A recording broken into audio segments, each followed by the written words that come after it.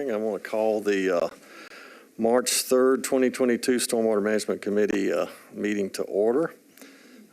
Welcome. We appreciate everybody coming out. The democratic process doesn't work without participation, so we look forward to hearing your input. Okay, so our first item of business is to review and to consider approval of the February 3rd meeting minutes and decision letters. I want to make sure all of the committee members have time to review each letter. We had some semi-detailed conditions. I think I'm satisfied with them. Diligently.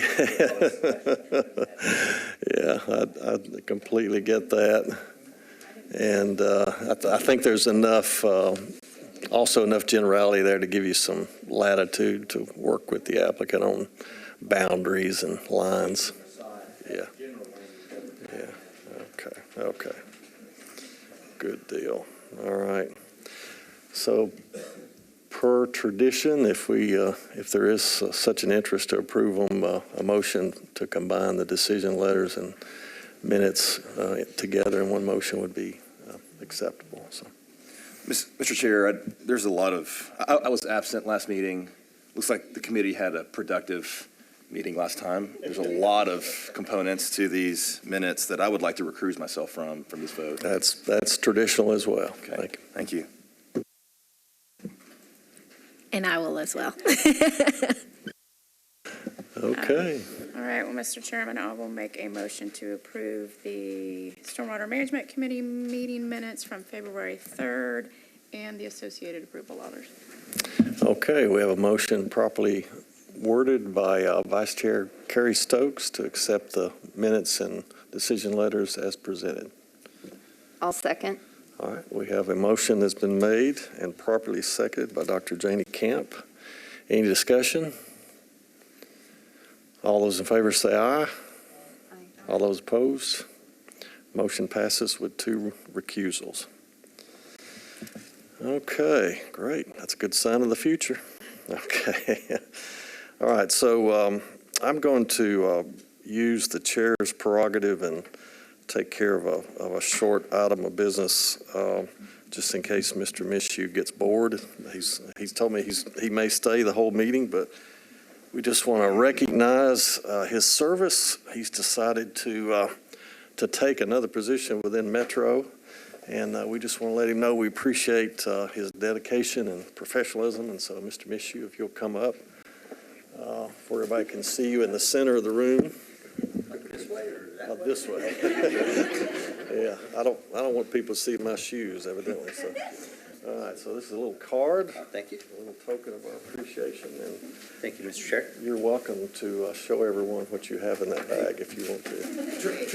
Turn this way so we can get a quick photo. Yeah, this is issues put too much into this. This is a reminder of. This is a daily reminder of your past professionalism and what we hope from you in the future in your stormwater maintenance, right? I'm getting it. Must be very small for the size of the bag. Do you know who that is? Here we go. Definitely it's got hair, so it's not me. Yeah, the Metro Council wouldn't approve a monument to you, okay. So we decided to give you a small image of Henry David Thoreau. Hey, how about that? Yeah. Definitely going to have to do my research now to...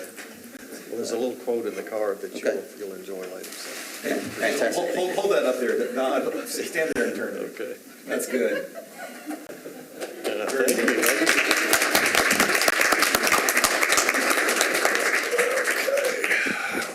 you. All right. See, there are benefits to public service. Mr. Chair, can I have a second? Yes, sir. You sure I may. do want to thank all the people at the committee. You guys are volunteers. You don't get paid to do this. So I'd like to thank all of you guys. And then as well, there's a lot of other people that help make this happen. You always have Michael, you have Rebecca, you have Logan, you have legal. There's also people that you don't see. There's people that are creating maps, Anna, that you don't see. If I turned off this mic and started talking and nobody could hear me, sooner or later ITS will come down and they will correct me. So I do appreciate all this, and I just wanted to recognize that there's a lot of other people that help make this happen as well. All right, thanks. And that is why we wanted to thank you for your service, for that very attitude. So, and I just want to add that, what really makes our job work as volunteers, with our varied expertise and perspectives, is just very transparent, honest feedback about what's going on at the moment. And you always did that. And I appreciate that very much. Thanks, Mr. Chair. Thank you. Yes, sir. You sure can, Mr.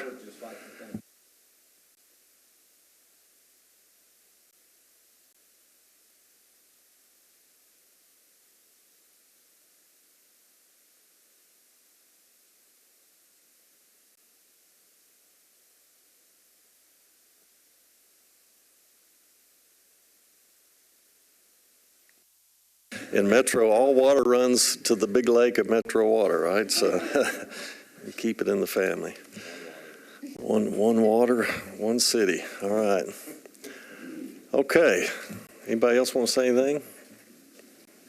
Okay. Yeah. All right. Okay. So our first case on the agenda is 2022-00002 Kingsley Park Final, John Hager Road. So if you all would come up and sit at the table. And basically, the routine is we're going to read a legal statement concerning your rights of appeal, the process. We'll give you 10 minutes to make a presentation. At the beginning of your presentation, we'll ask you to introduce any resource experts that are here, just so the committee knows who they can ask questions of and who's available to clarify any particular technical information we may need.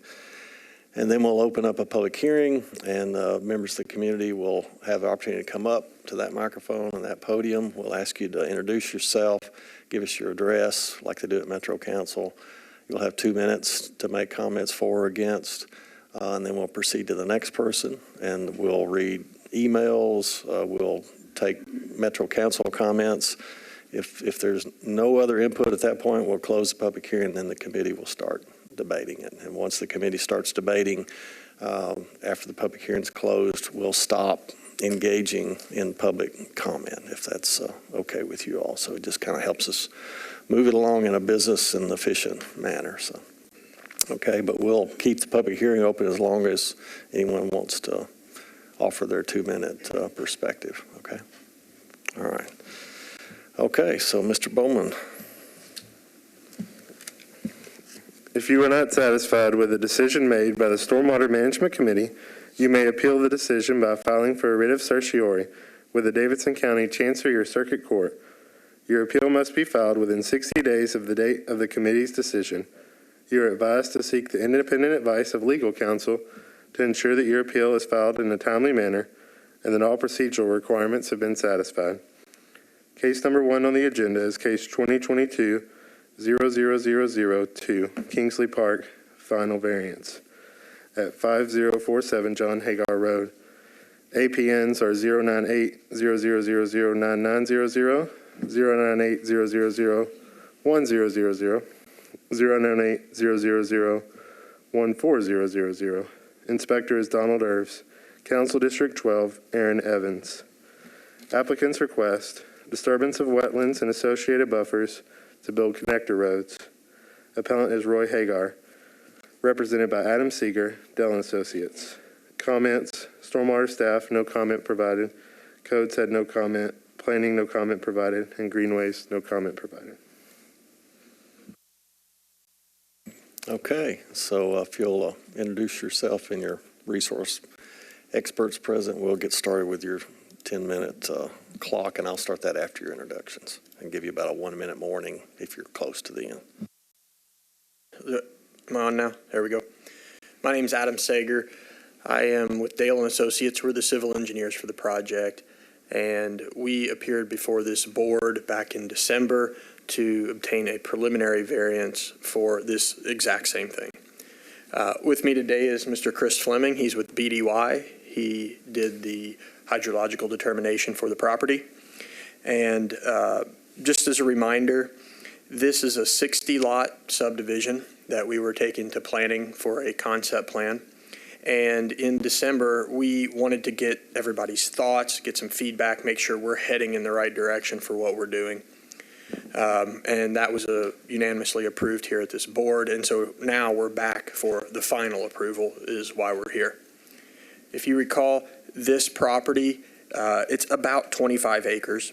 And it's got a lot of wetlands on it. It's interesting because we're kind of higher in the basin, but we've got quite a few wetlands on it. Mr. Fleming went out and mapped it.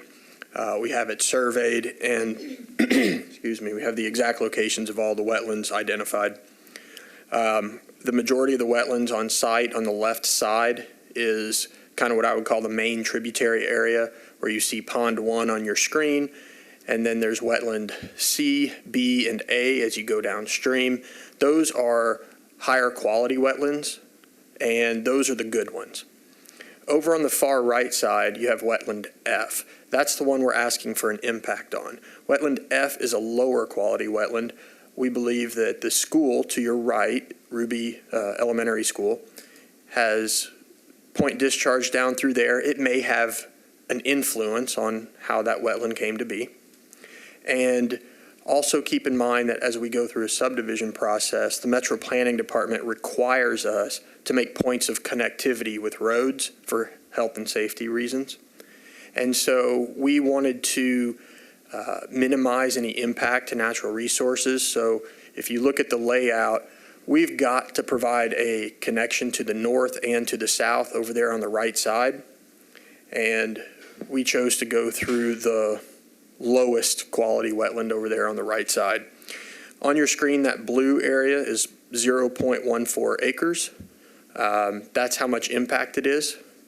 And we're going to be taking a road through it, and it'll just be eliminating that wetland.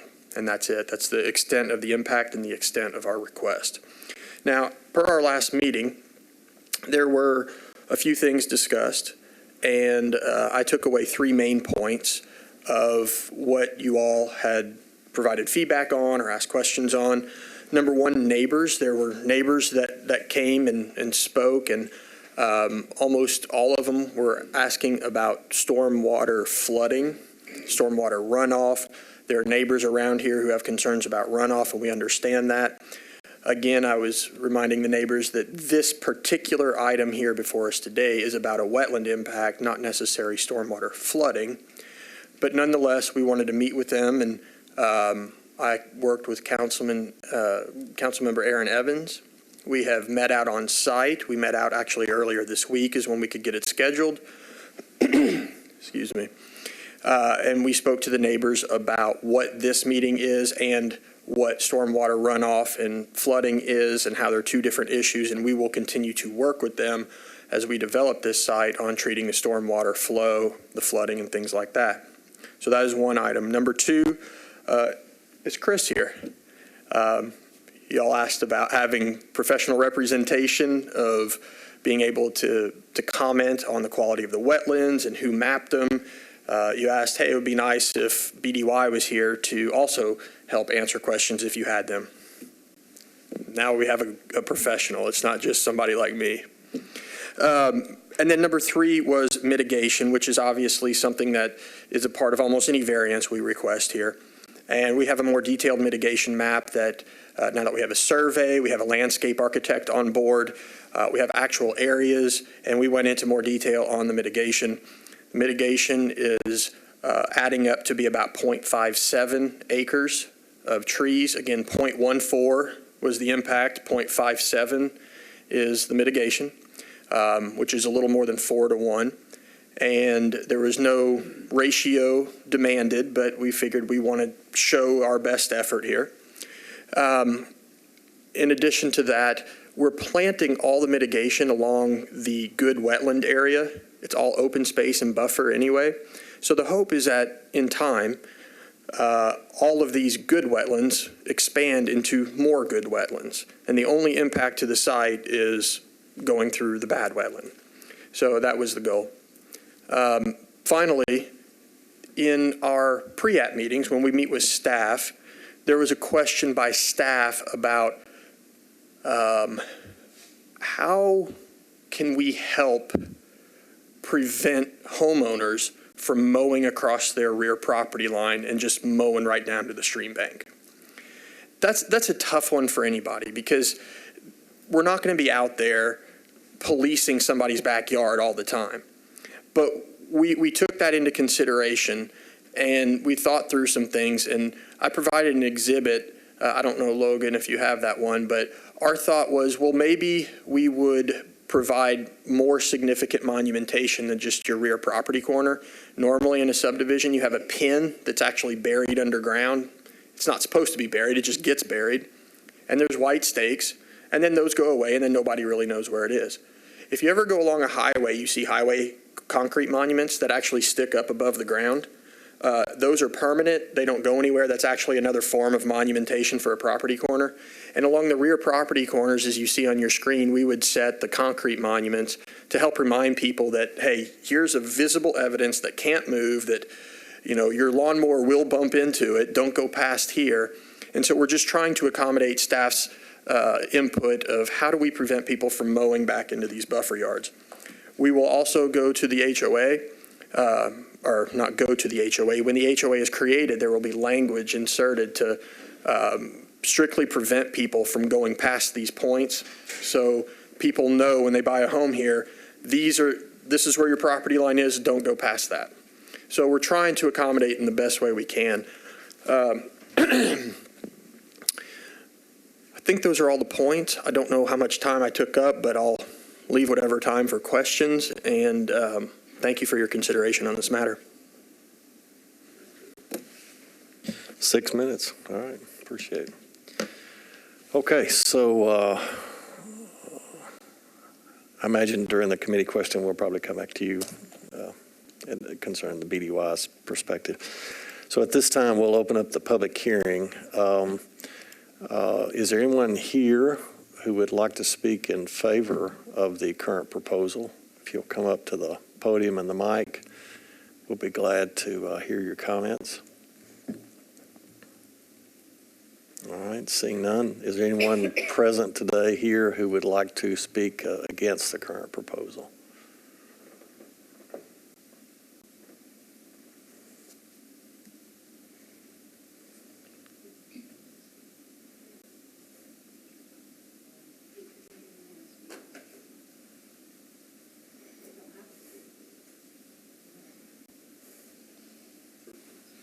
If you give us your name and address, and we'll start a 2-minute clock. Okay. Thank you. I'm Rebecca Hopkins, 5013 John Hager Road. Once again, I know that there's nothing we can do to stop the progress of the 60 homes, but we also continue to be, and I know this is all about the variance today, but I still would like to voice my concern and the concern of my neighbors about the fact that the flooding can only get worse when you have roofs and driveways and vegetation is taken out. So still ask that that be considered. It's absolutely paramount to those of us that live there. And whether it's on our side of the road or the other side of John Hager, the water all comes to one place to go under the road. So once again, just continue, please, to know that that's our paramount concern, and we accept the fact progress is going on. Thank you so much. Thank you, ma'am. Is there anyone else who would like to speak?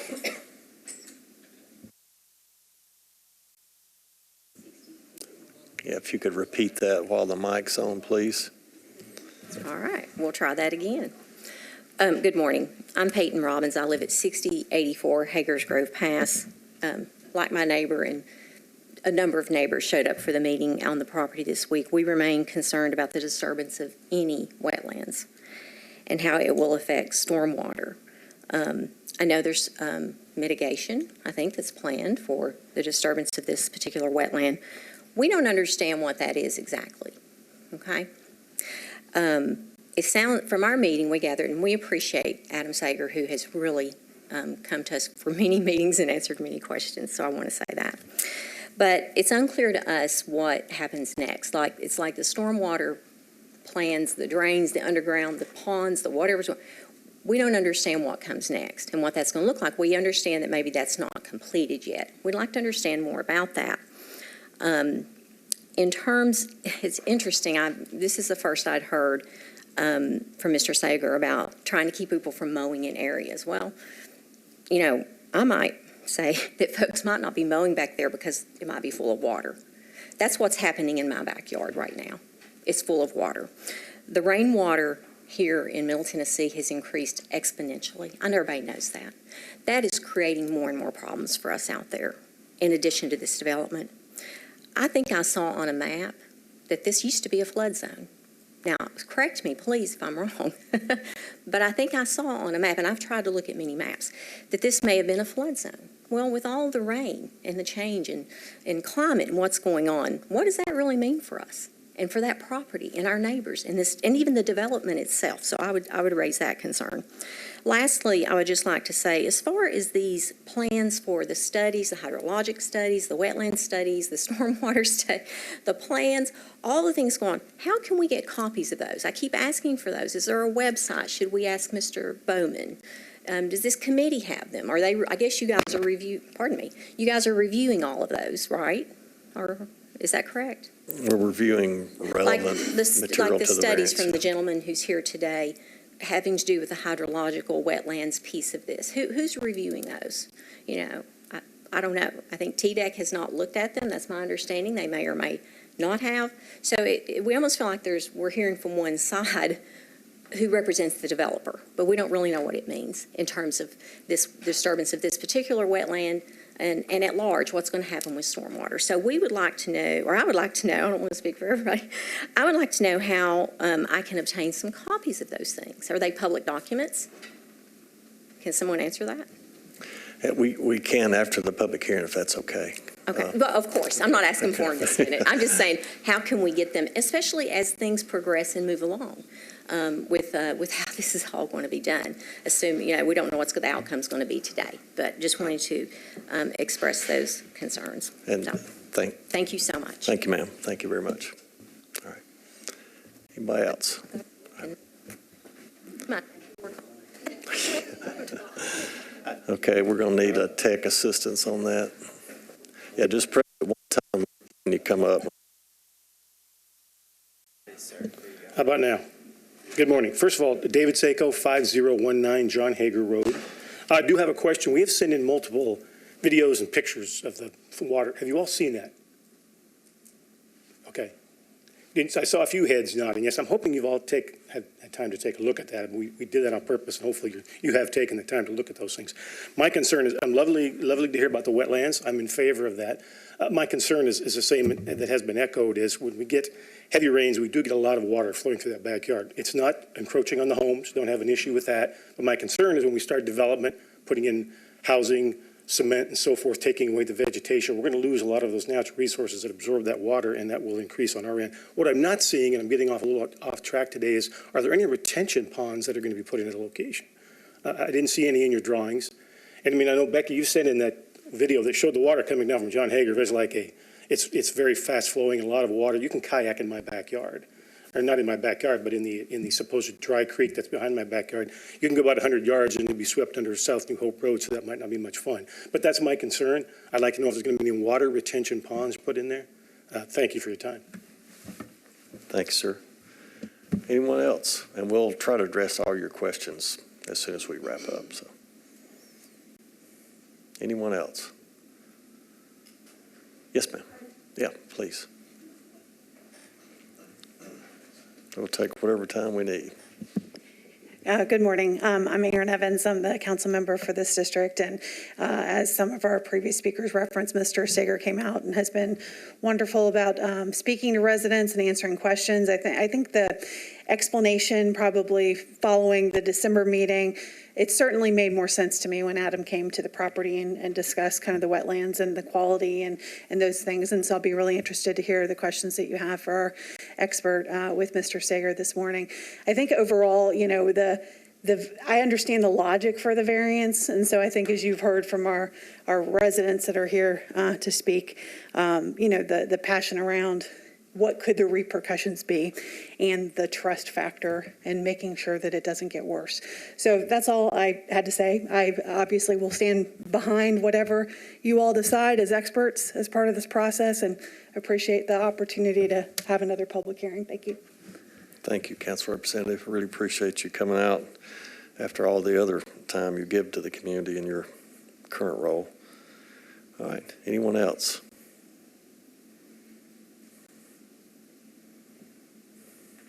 Okay, all right. Okay, so at this time, we'll see if there's any emails or letters that have come in. We did have quite a few emails, all in opposition to the variance. We had some videos submitted, so hopefully you've been able to see that. And then Council Representative Evans brought me some flash drives with some videos and documents on them as well. So everything's on the FTP site, like too big to put on your tablets, but I think you've got access to that.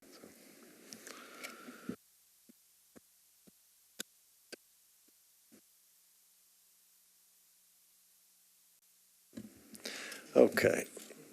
So just for everyone's information, Logan sends out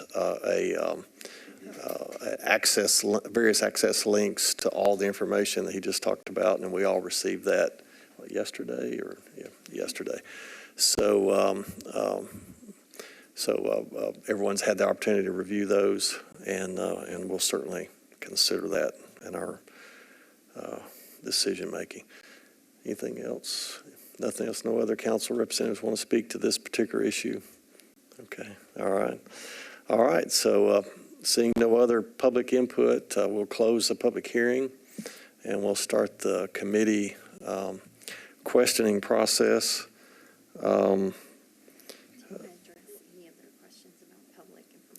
Yeah. I thought that'd be good. So typically, we want to give the applicant a chance to respond to the questions. The burden's on the applicant, and then we'll pitch in where we feel like the decision-maker process needs to benefit. So, Yeah, that'd be great. and I can remind you of the questions if you didn't get them. So I wrote down a few. If I miss one, please remind me.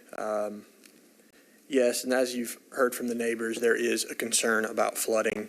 And I also want to remind everyone that that's not why we're here before you today, is not the flooding. That is an issue. We're not ignoring that, but that is separate from why we're applying for this variance.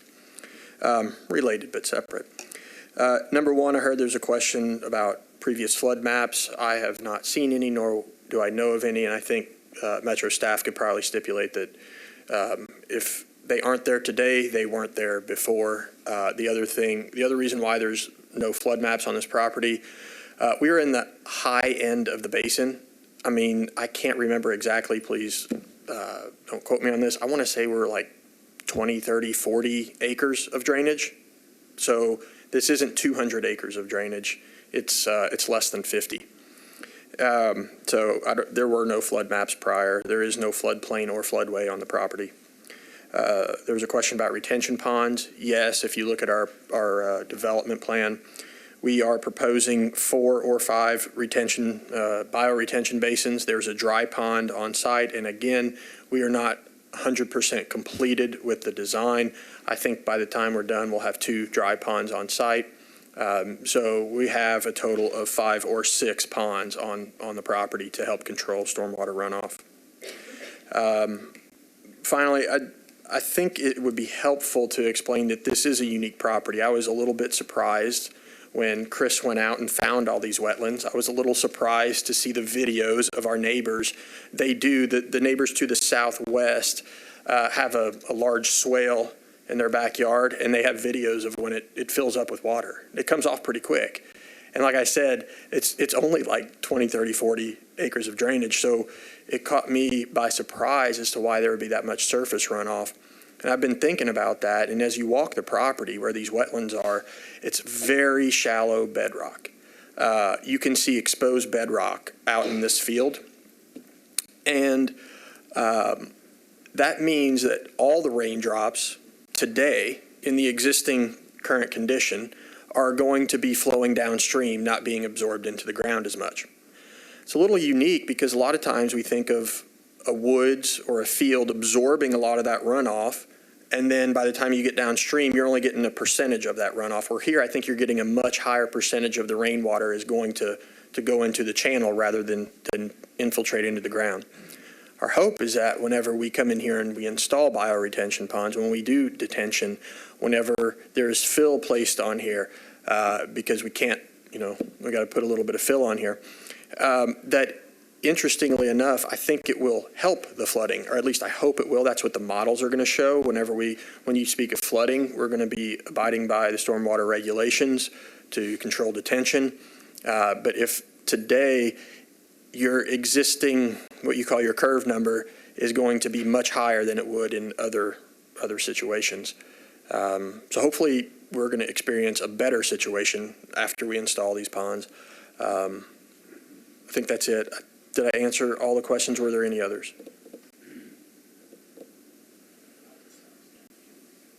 I think you did. Let me see if I can get back to my notes here.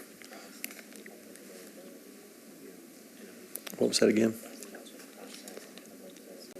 Yeah, there was another question about what's next in terms of your stormwater plan. So I think you alluded to some of the components of your stormwater plan, like your bioretention. But what are the steps that you're going to go through in kind of a procedural manner to make sure you're minimizing flooding to the fullest extent? Yes, we have already started our design.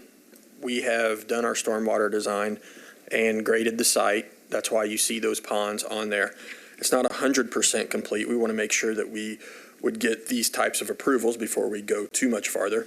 So when you say you graded the site, all the trees we see on the photograph except in the buffers are gone? Well, not all. I mean, you will have edges, but okay. Yes, where you see the roads and the lots and the lot pads, those will be graded out. Okay. So while we're on that topic, are you going to try to leave as many trees in the non-driveway, non-footprint part of the home as possible, or is that part of your stormwater plan?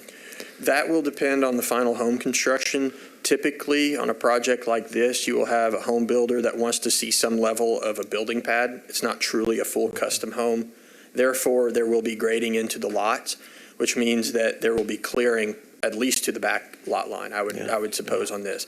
Now, you could sell to a different builder, and he says, I'm going to do all custom homes. So that's, I would say the more probable scenario is that you're grading all of the roads and then in through the lots to the back building envelope. So your stormwater plan won't be able to dictate to what extent how many trees are removed. That'll be up to the builder. Well, the stormwater plan assumes a curve number that is going to be based on a fully developed lot. So we're slightly more conservative when we do a stormwater analysis. And so we have done that, and we have to meet certain requirements from Metro, both for water quality and for water quantity, which would be flooding, and we have to meet those thresholds, or so we you're won't get a grading designing for permit. Kind of a worst case scenario grading. Correct. Is what you're saying. Yeah, we will design up to the 100-year storm for pre-post, and we would have to meet that before we could obtain any approvals from staff. Okay. And then the next steps, or the process, is we are going to complete our design. That gets submitted to the Metro Stormwater Department. That will be reviewed through their staff against those regulations. And if we meet all their criteria, we get an approval, and then we have to get other people to sign off, go to grading permit, then build it. That's the process. The other part of that question that I heard was how can you get drawings, like Ms. Payton said. And I told her that when we submit, it's public record. I'm not 100% sure if every iteration is public record or if the final stamped approved plan is public record. I think it would probably behoove any neighbor, if you're looking for a plan, to aim for getting the final approved one, because you may be getting an in-between version if you try to start pulling our second submittal or something. But I believe every time we submit, it's a public record. I don't know who the best person to call is, but I think that's correct. Mr. Chair, do you mind if I? No, please. We celebrated that earlier. Thank you. So Councilmember Murphy's actually here with us, and she actually passed a legislation that required us to send mailers. And within the mailers is a link to the e-permits webpage. and with instructions on how to access the e-permits. And while we were sitting here, we did look, and the plans and the application are actually on e-permits. So they are visible to the public. Great. And he's not her campaign manager, by the way. I just want to make that clear. So he works for Metro. Okay. All right. So your representatives have worked very hard to give you easier, convenient access to the due process. All right. Can I get a head nod if we've answered your stormwater process question? Is that clear now? It's kind of. I'm not sure it'll ever be as clear as it needs to be.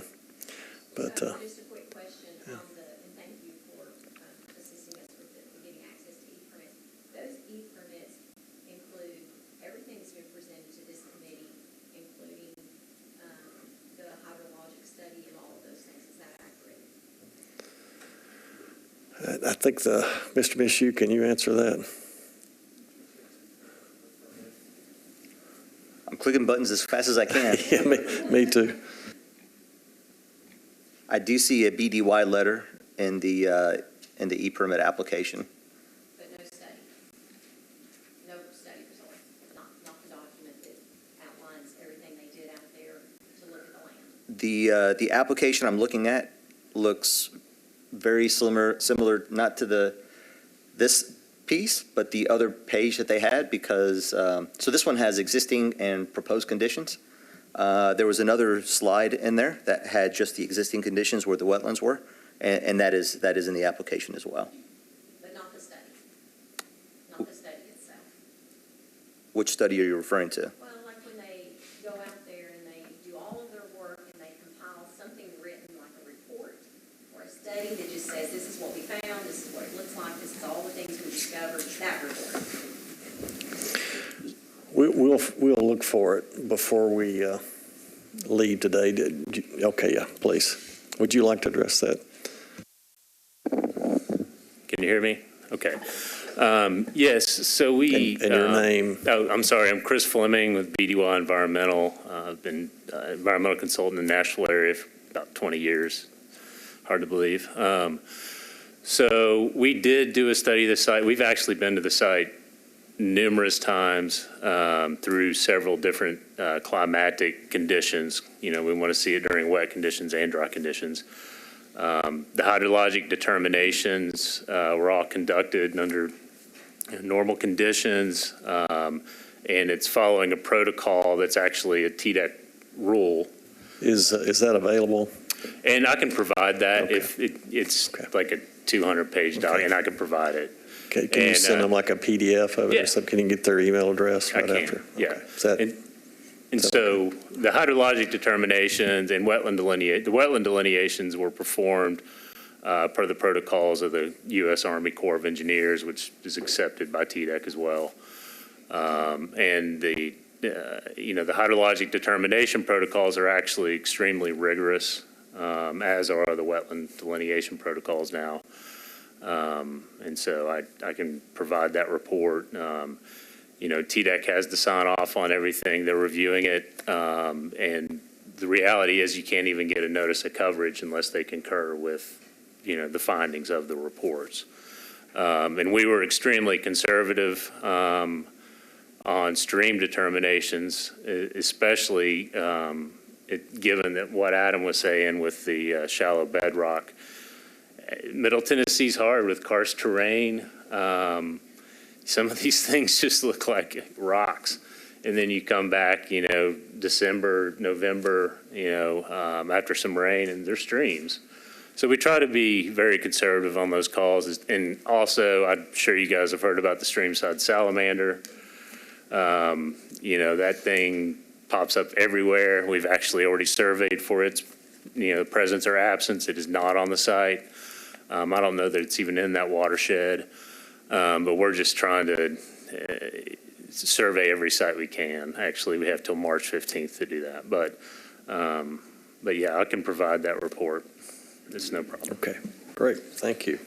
Mr. Chairman? Yes, please. Question, and I know it's not we haven't opened it up to the committee, but I think I heard a question from one of the residents, and maybe this, Chris can help it, because, and if I'm wrong, by removing that wetland, and it's low resource, but by removing that wetland, what effect will it have on, or any effect will it have on the stormwater problems that the residents are concerned about? And I think that's what I heard, but I know everyone knows this is about the wetland, but removing it, well, what effect at all will it have?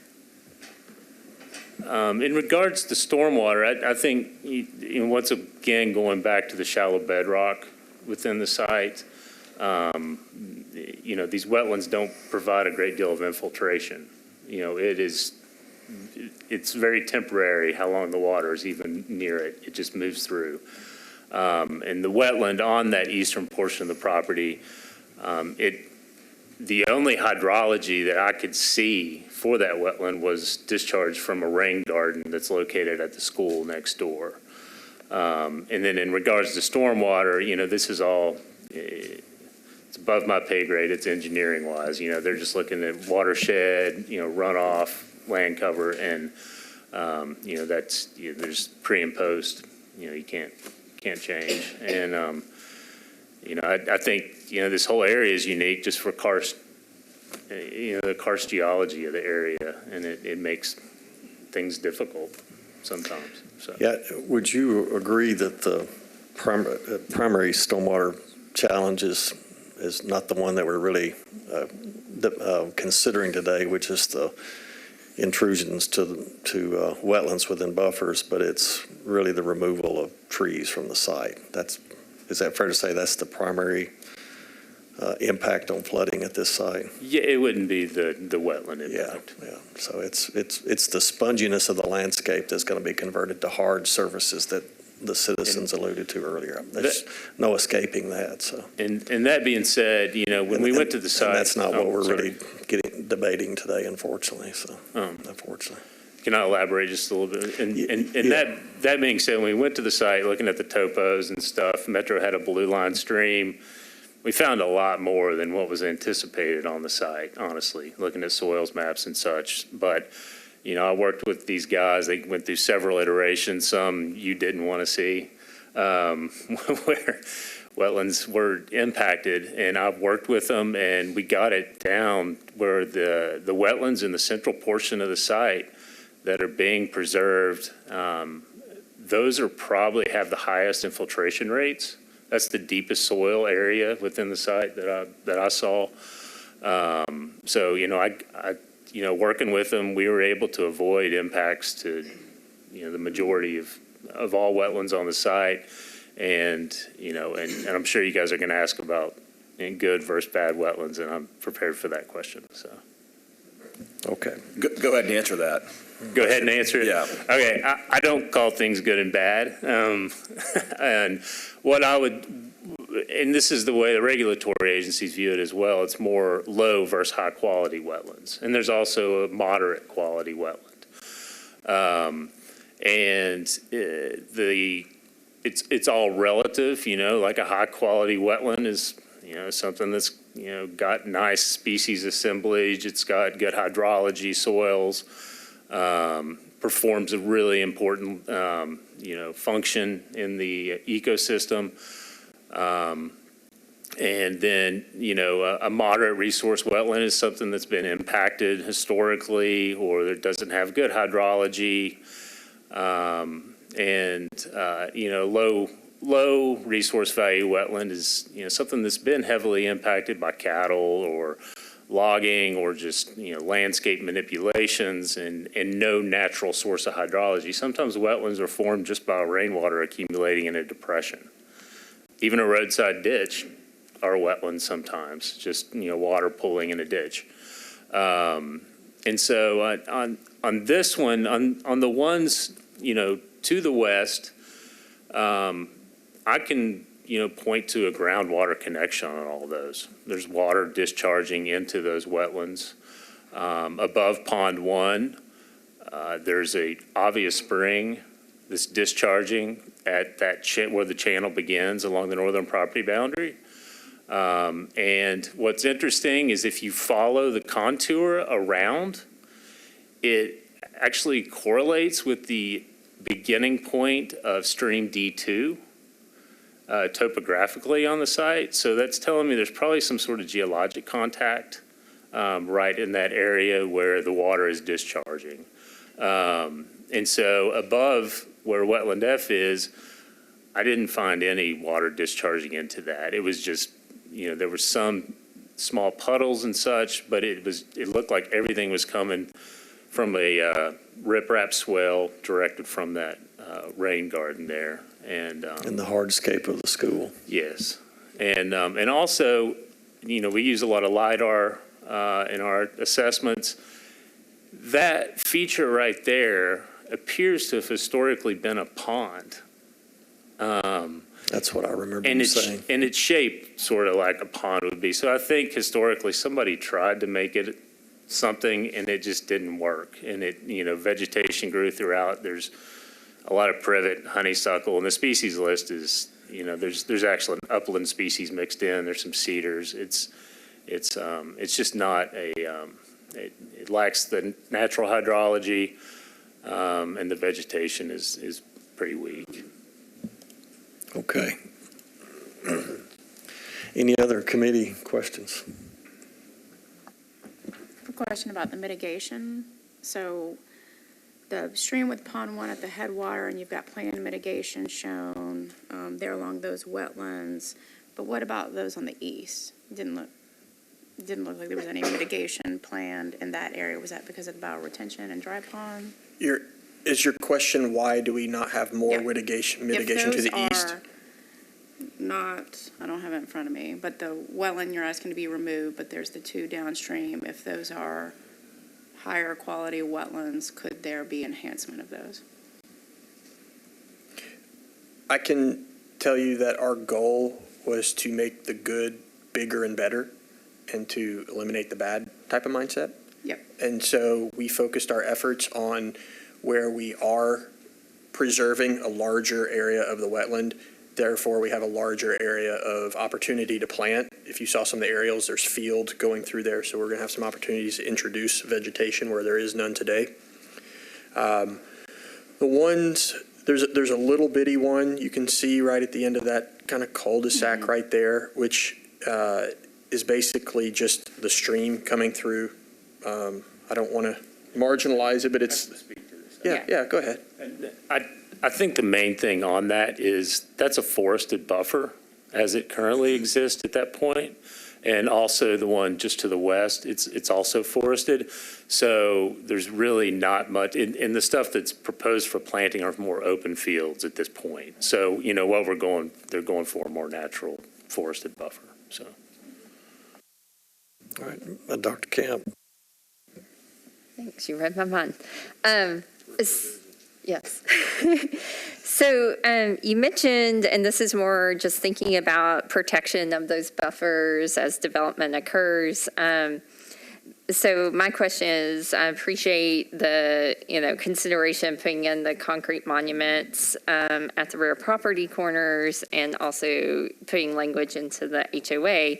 I know we have requested before in my short time on the committee signage to raise awareness that this is a no-mow zone.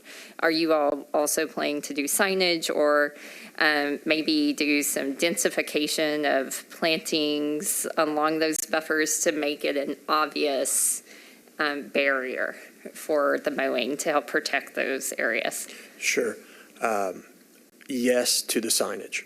And we talked about that with staff, and I don't want to say requirement. I usually typically assume it's a requirement. We have to put buffer signage all along the buffers. And that will happen. We'll have notes on the plan saying we're going to put buffer signs all through here. One of the comments was, 5 years from now, neighbor's just going to tear it out. They don't want to look at the sign. So what else can we do to help supplement it? So yes to the signs. And then as far as vegetation, that was another alternative we looked at, which was planting landscaping along there. What starts to happen is an introduction of like a formal landscaping hedge or something there that all of a sudden it doesn't quite look natural anymore. And so we were hoping that if you're living in this house and you look out the back, you're going to see a natural setting, not just some auto-looking laurels in a shrub hedge or something, and then there's a natural Tennessee woods behind it. And so we were trying to not make it look too contrived either. And so that's where we came up with the concrete monument idea. Any other questions? I guess all I've got to say is, the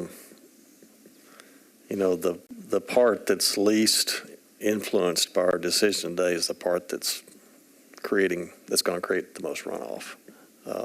So anything you can do to densify canopy, detain raindrops, and retain raindrops in the ground through spongy landscaping, the less runoff the neighbors are going to experience. That's just all there is to it. And, study after study has quantitatively documented that increasing percentage of tree canopies on the lots almost exponentially increase detention time of rainfall, which lowers flood peaks, causes the flood to rise slower. I think it might, I'm pretty confident, be arbitrary and capricious for us to ask you to do something the regulations don't allow us to require.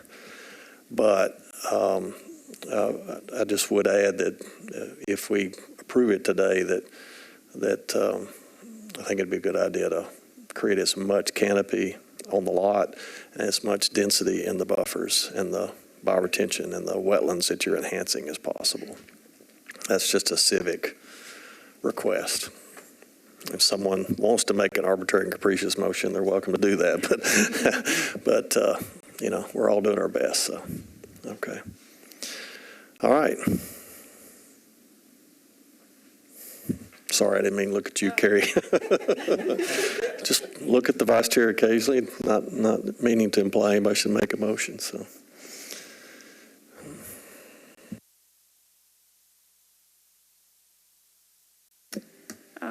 Chair, I make a motion, so I'm certainly extremely appreciative of the public participation today. Thank you for coming out.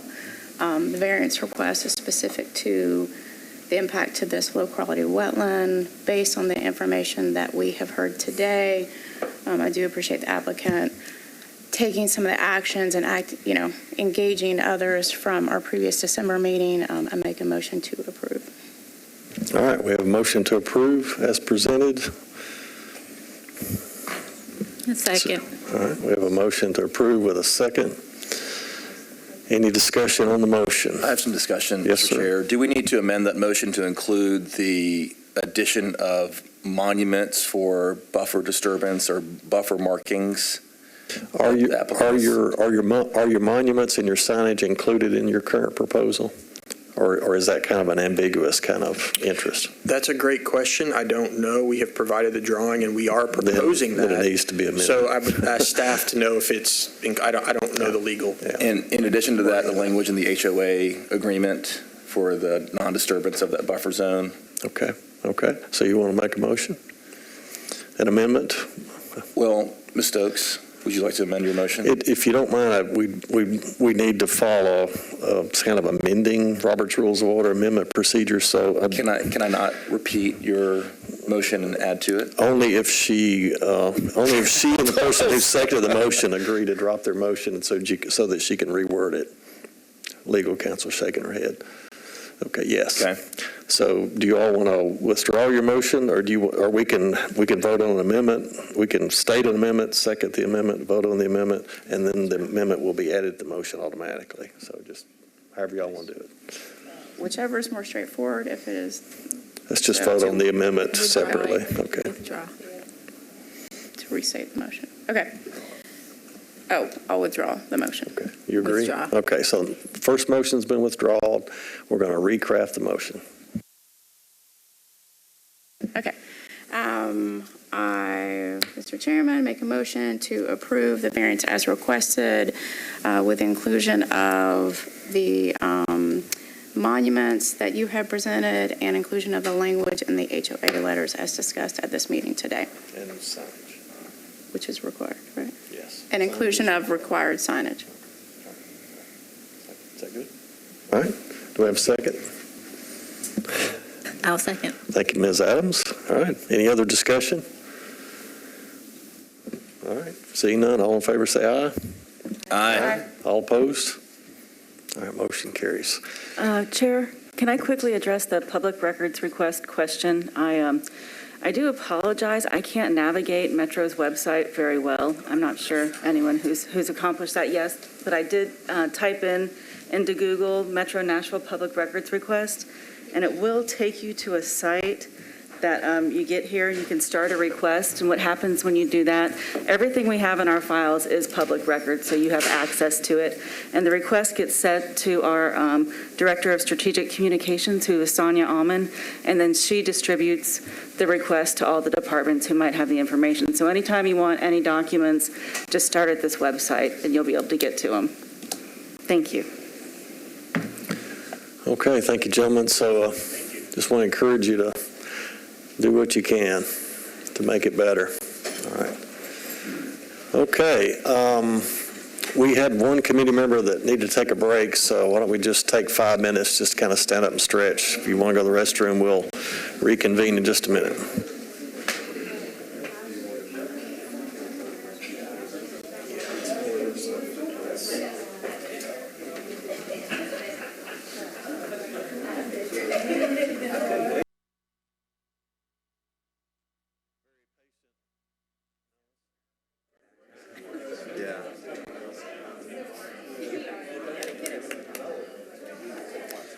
Okay, Mr. Mishu, can you help us corral everybody? Oh, you're going? Yeah, you take care of it too. All right, I'll catch up with you. Okay. All right, so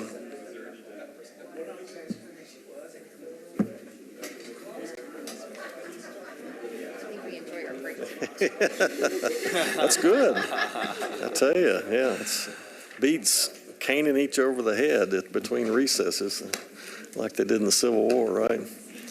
Okay. All right, so I'm going to call us back to order. So need to have everybody's attention, please.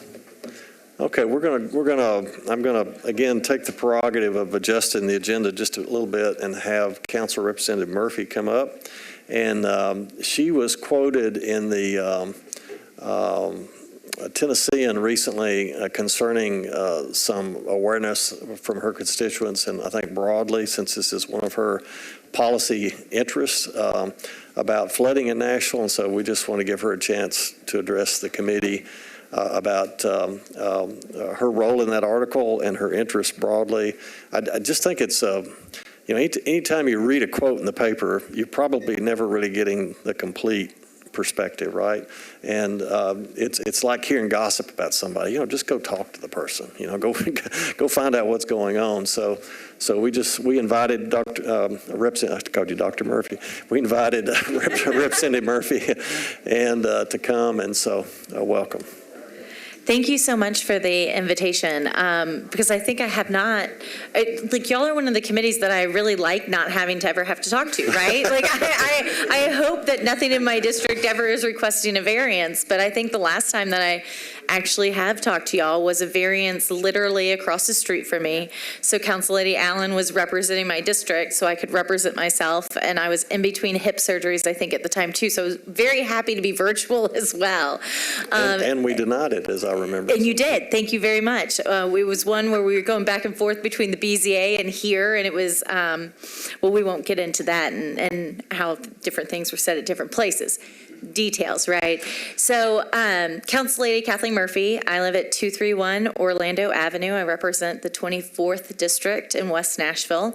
So I have Richland Creek running through my district, and a lot of underground creeks and things that are unnamed, and including a creek in my backyard that is or was considered a dry creek bed, but is somehow just running more and more throughout the year. And so when I moved into my house in 2007, one of the things that drew me to the house was the dry creek bed in the backyard. And at that time, I did not really have any interest or thought process that I would be running for council one day. But it has been fascinating over the years, kind of taking pictures of my creek, and friends, we joke about the creek in the backyard and things. But I think that having that experience over the last 15 years or so has really shaped where I became on the council.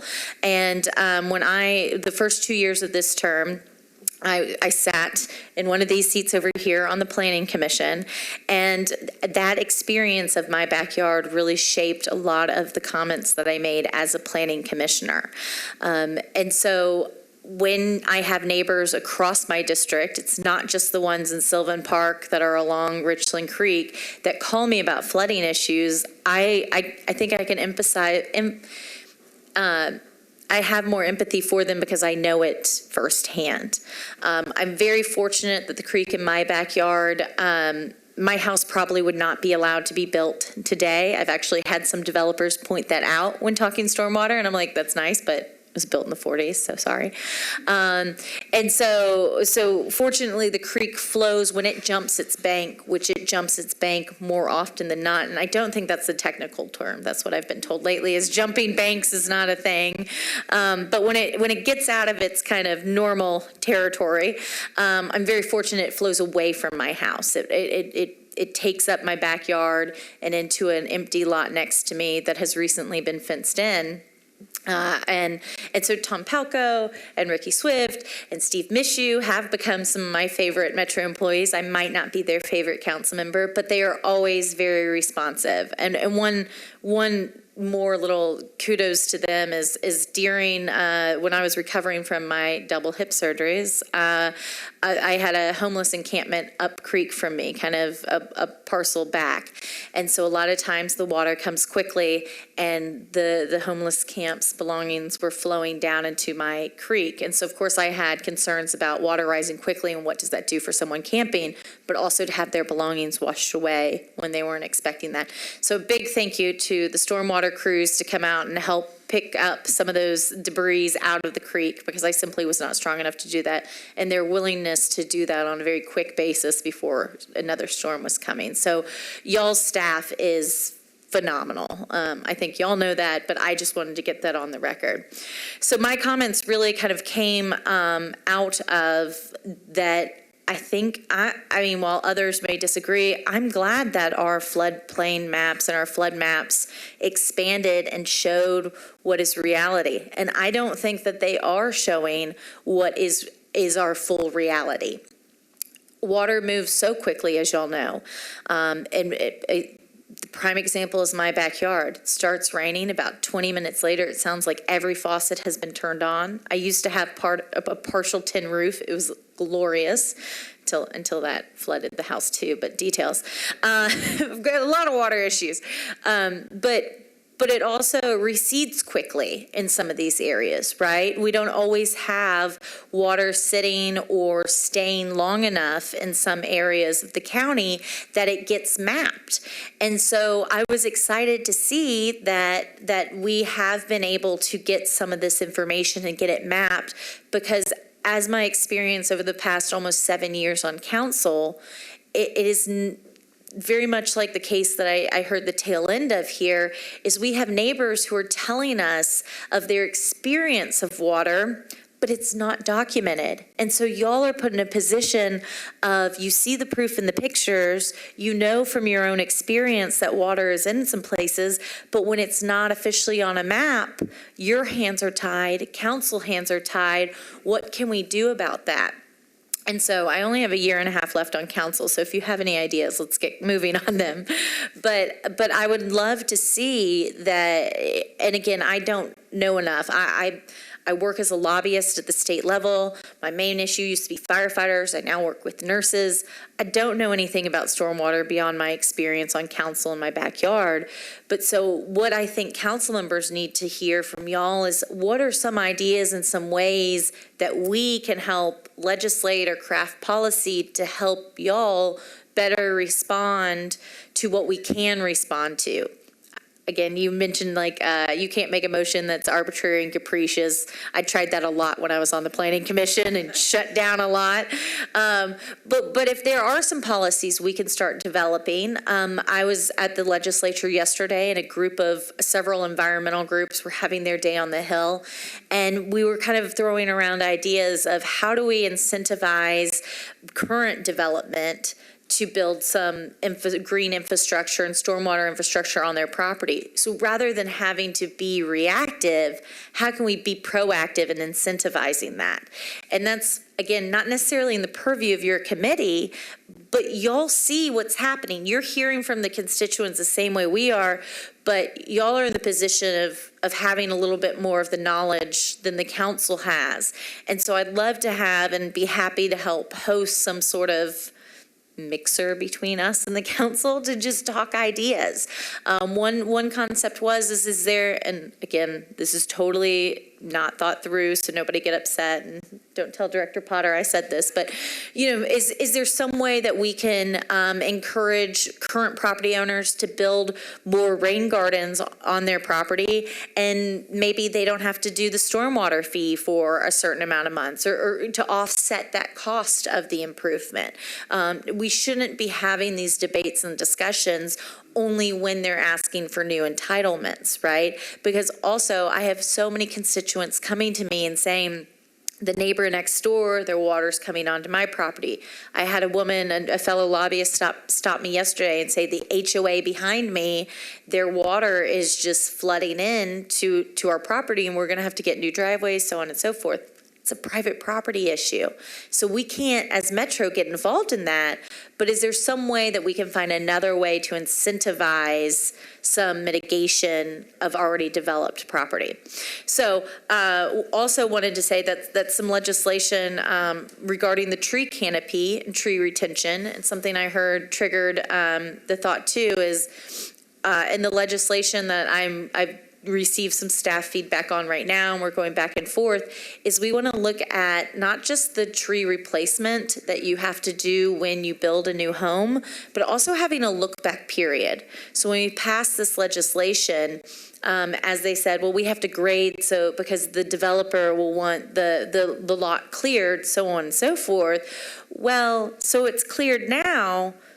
We can't, currently, we're not able to calculate that into tree replacements and things. So let's create a look back period. So you can't just graze your land and then in the next year come and say, well, there's no trees there anyway. It's been an open pasture. Well, we all know we can look on Google Earth and see what has been there. And so let's talk about those things. They exist in other counties here in Tennessee, so we shouldn't, be causing too much of a stir. If you do it in one county, you sure as heck can do it here too if it's good. So let's make sure we're having that great policy. So any of those ideas and things that y'all see, or if you're seeing a constant variance coming up and there's some other way we can help you create policy to untie your hands on some of this stuff, please let the council members know, because I think it's always better to deal with it on that end than having to come here where emotions are heightened, money is on the line for the developers, so on and so forth. But I just want to thank y'all for your service, because I know that it can be frustrating at times when you want good development to be done, but you got to make sure you're within not just Metro Code, but state law and things like that. So thank you. Happy to take any questions, or I know I've kind of danced around all over the world, but you give a council member a soapbox and they're going to take it. Anybody got any questions for the council representative? And we are going to be having, partly because you and the Tennessean catalyzed this, Roger Lindsay's going to give us a thorough update on the floodplain mapping. Oh, wonderful. At the end of this, so if you want to stay for that, you're welcome. Yeah. But Well, I do have to get to a meeting. I will say again, the ability to look at what was in the floodplain, and then like the sliding website has, I think, been huge to help people understand. And again, it's showing what many neighbors already knew was there. And so I appreciate that. And I think also what is very important is So 2 years ago today was the tornadoes that hit Nashville. Obviously, that's part of the weather we can't control, right, by any means, but showed the resilience coming back. I guess it was 6-8 months ago that Waverly had their floods west of here. We need to really be paying attention to those types of events and doing anything and everything we can to help educate and protect our citizens and our neighbors to the best of our ability. And I know that y'all do the best you can here. I just know that it's not always, just like with the Planning Commission, it wasn't always enough, but thank you for your service on it. Thank you very much. Thanks for taking time to come out. Thank you. All right. So I heard Council Representative Murphy say feedback to the council from us would be welcome, a mixer to get to know each other and have other conversations, tree canopy proposals. Okay, good. All right. Okay, and just as an added clarity, our committee guidelines favor giving council representatives time early in the pecking order, so that's kind of part of the rules. Secondly, I made a reference earlier to the denial of our variance. That was a significant encroachment to a buffer, so I didn't want you to infer anything from that comment. So, all right. So we're ready for our next applicant, case 2022-00003, 195 Moultrie Park. If you all will come forward. And we're going to go through the same routine. Did you hear the legal statement earlier? So we won't reread the appeal statement. We'll ask you to introduce yourself, your other parties who are here with you, and so we know who we can ask questions of and what their expertise might be. After 10 minutes, we'll open up for a public hearing, go through the same process you heard earlier, and then we'll have committee discussion.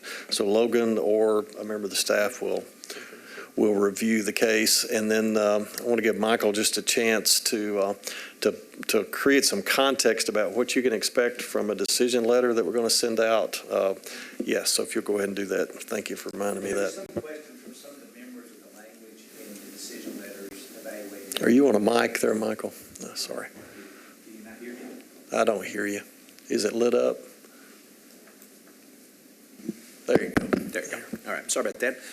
There was some question earlier about some of the language in the decision letters and what that was about for those who weren't here. Very quickly, staff is charged, obviously, with enforcing over time the provisions set forth by variances. And in doing that, we noticed a couple of cases where we just wanted to make a few adjustments to make sure we're always able to proactively do what you all expect us to be doing in perpetuity.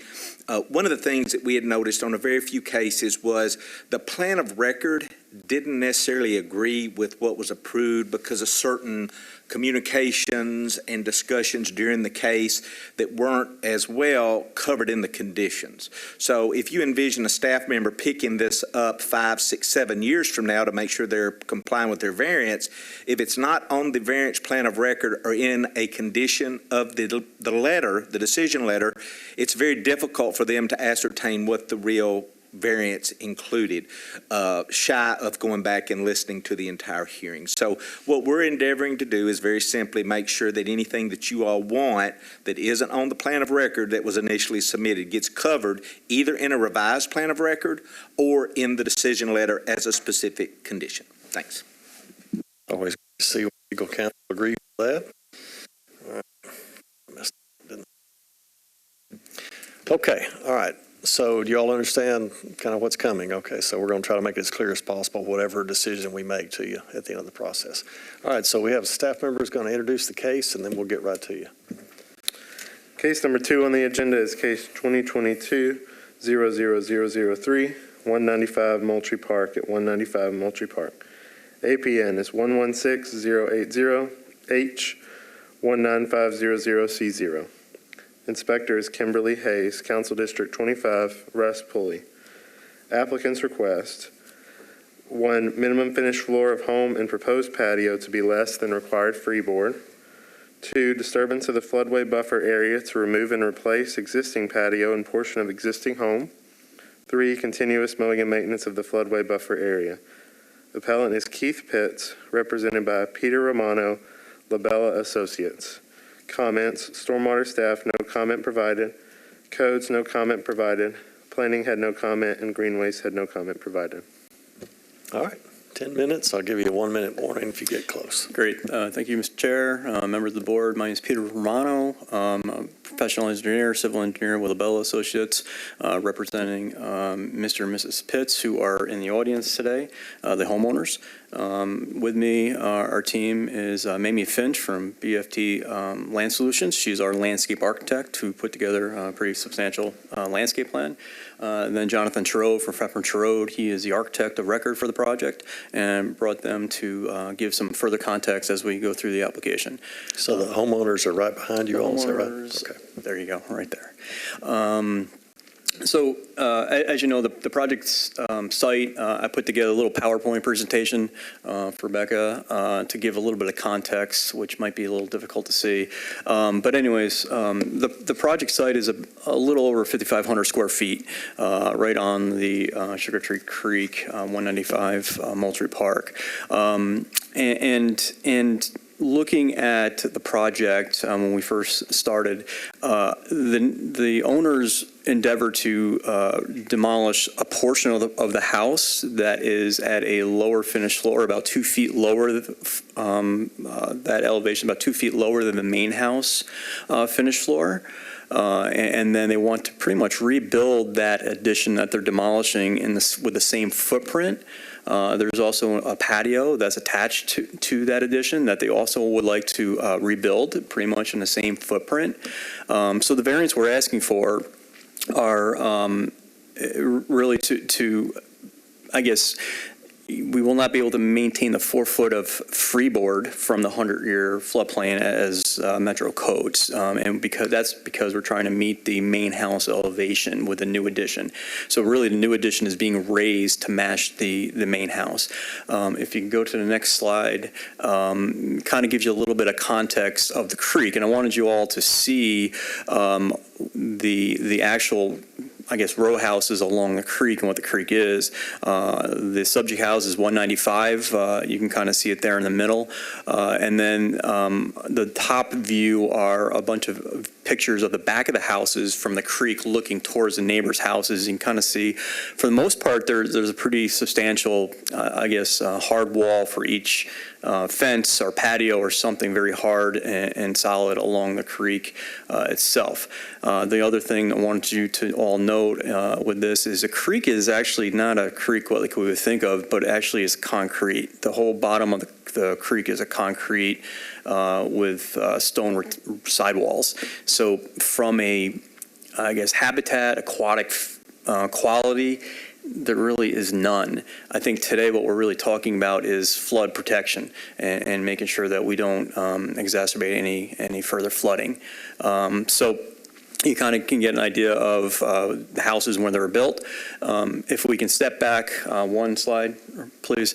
What I'll do is I'll just note that the survey that was provided in the package, the dark dashed line on the left image, that is the floodplain, 100-year floodplain line that was mapped on the survey and interpolated from the actually FEMA maps.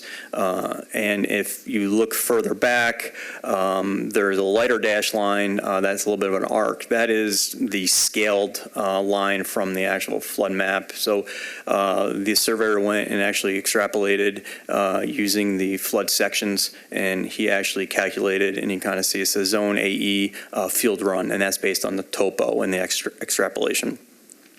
So you can kind of see that a major portion of the house and the addition is within the calculated floodplain. Rebecca, if you can walk maybe 2 slides, one more slide. This is a view of the backyard. You can kind of see the creek, and this was taking a few days ago after the big rains we had. You can really see the creek bottom, which is solid concrete. You can also see the stone walls along the sides, and then this is a view looking to the east.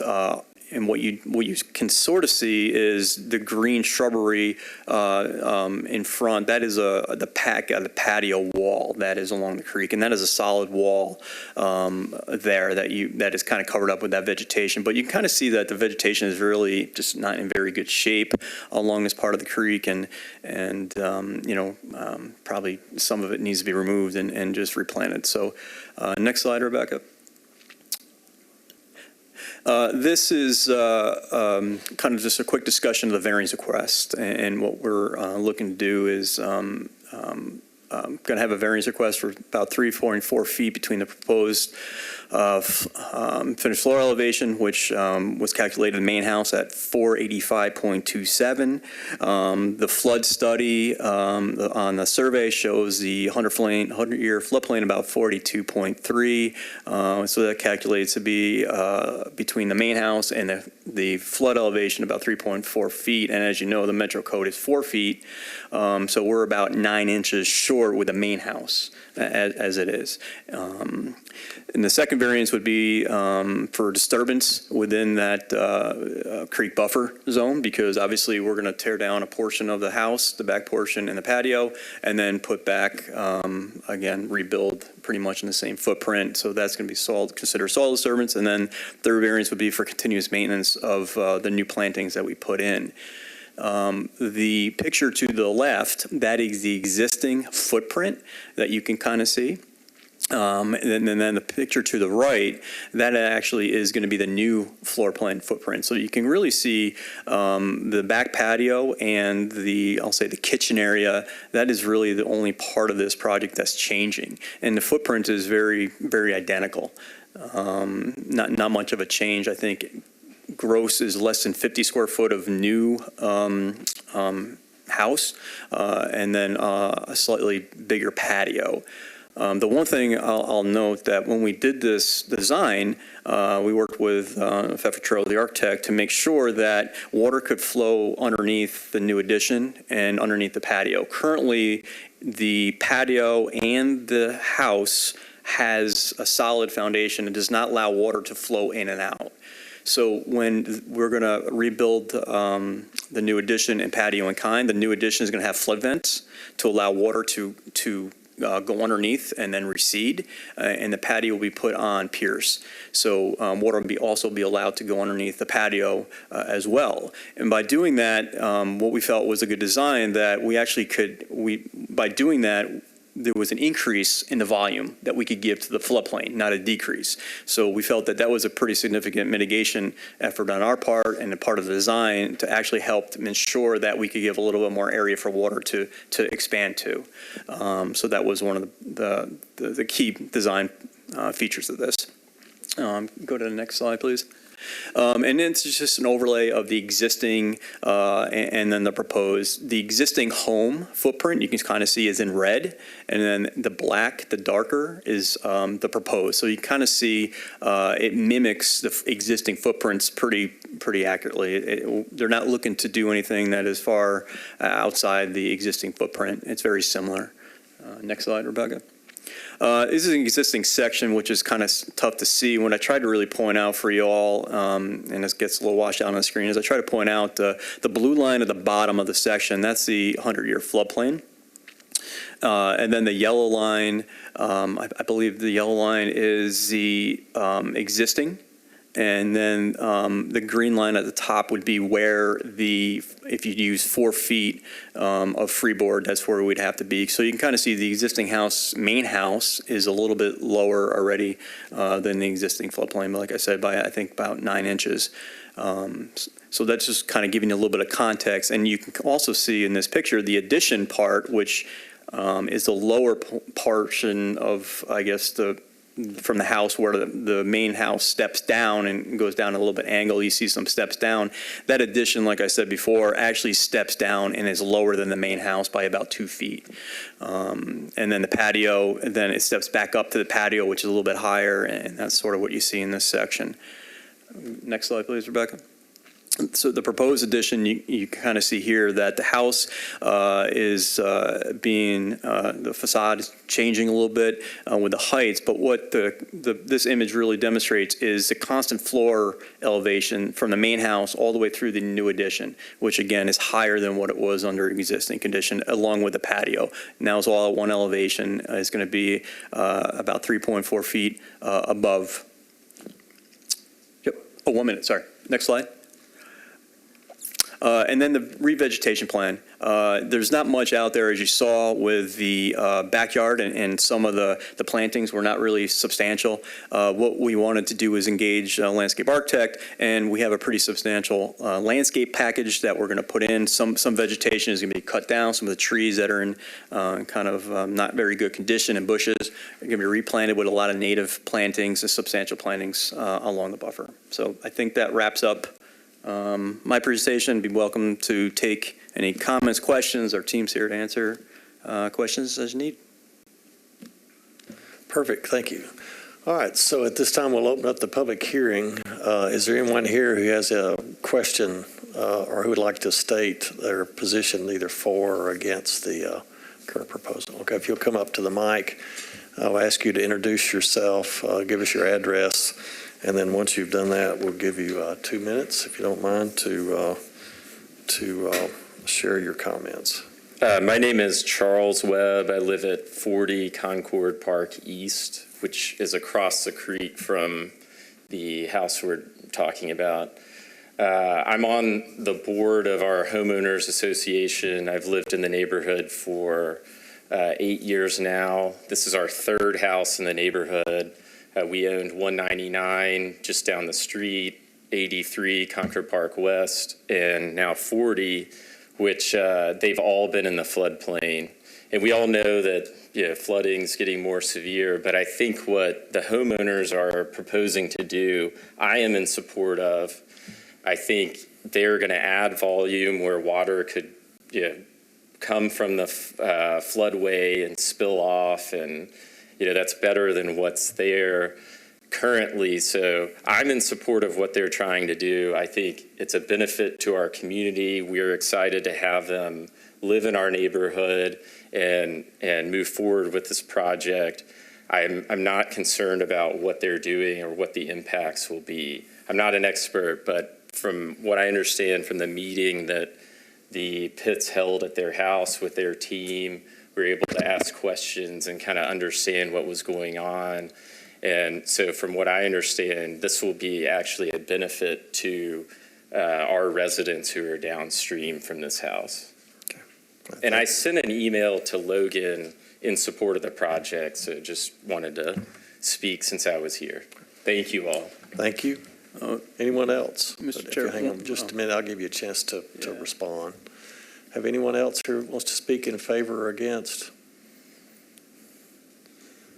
All right, do we have any letters, emails, other than the one that was referenced that have come in, council representatives?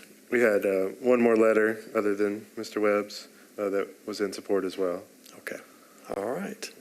All right, would you like to respond? Yeah, not to respond, but I did want to add to the committee that we did have an informal meeting at the Pitts' residence with the ARC and brought a lot of the neighbors out, answered a lot of questions, walked them through the houses, and really I think it was well received by the community. Okay, so thank you. All right, with no other public comment available, we're going to close the public hearing and begin the committee process. Shoot.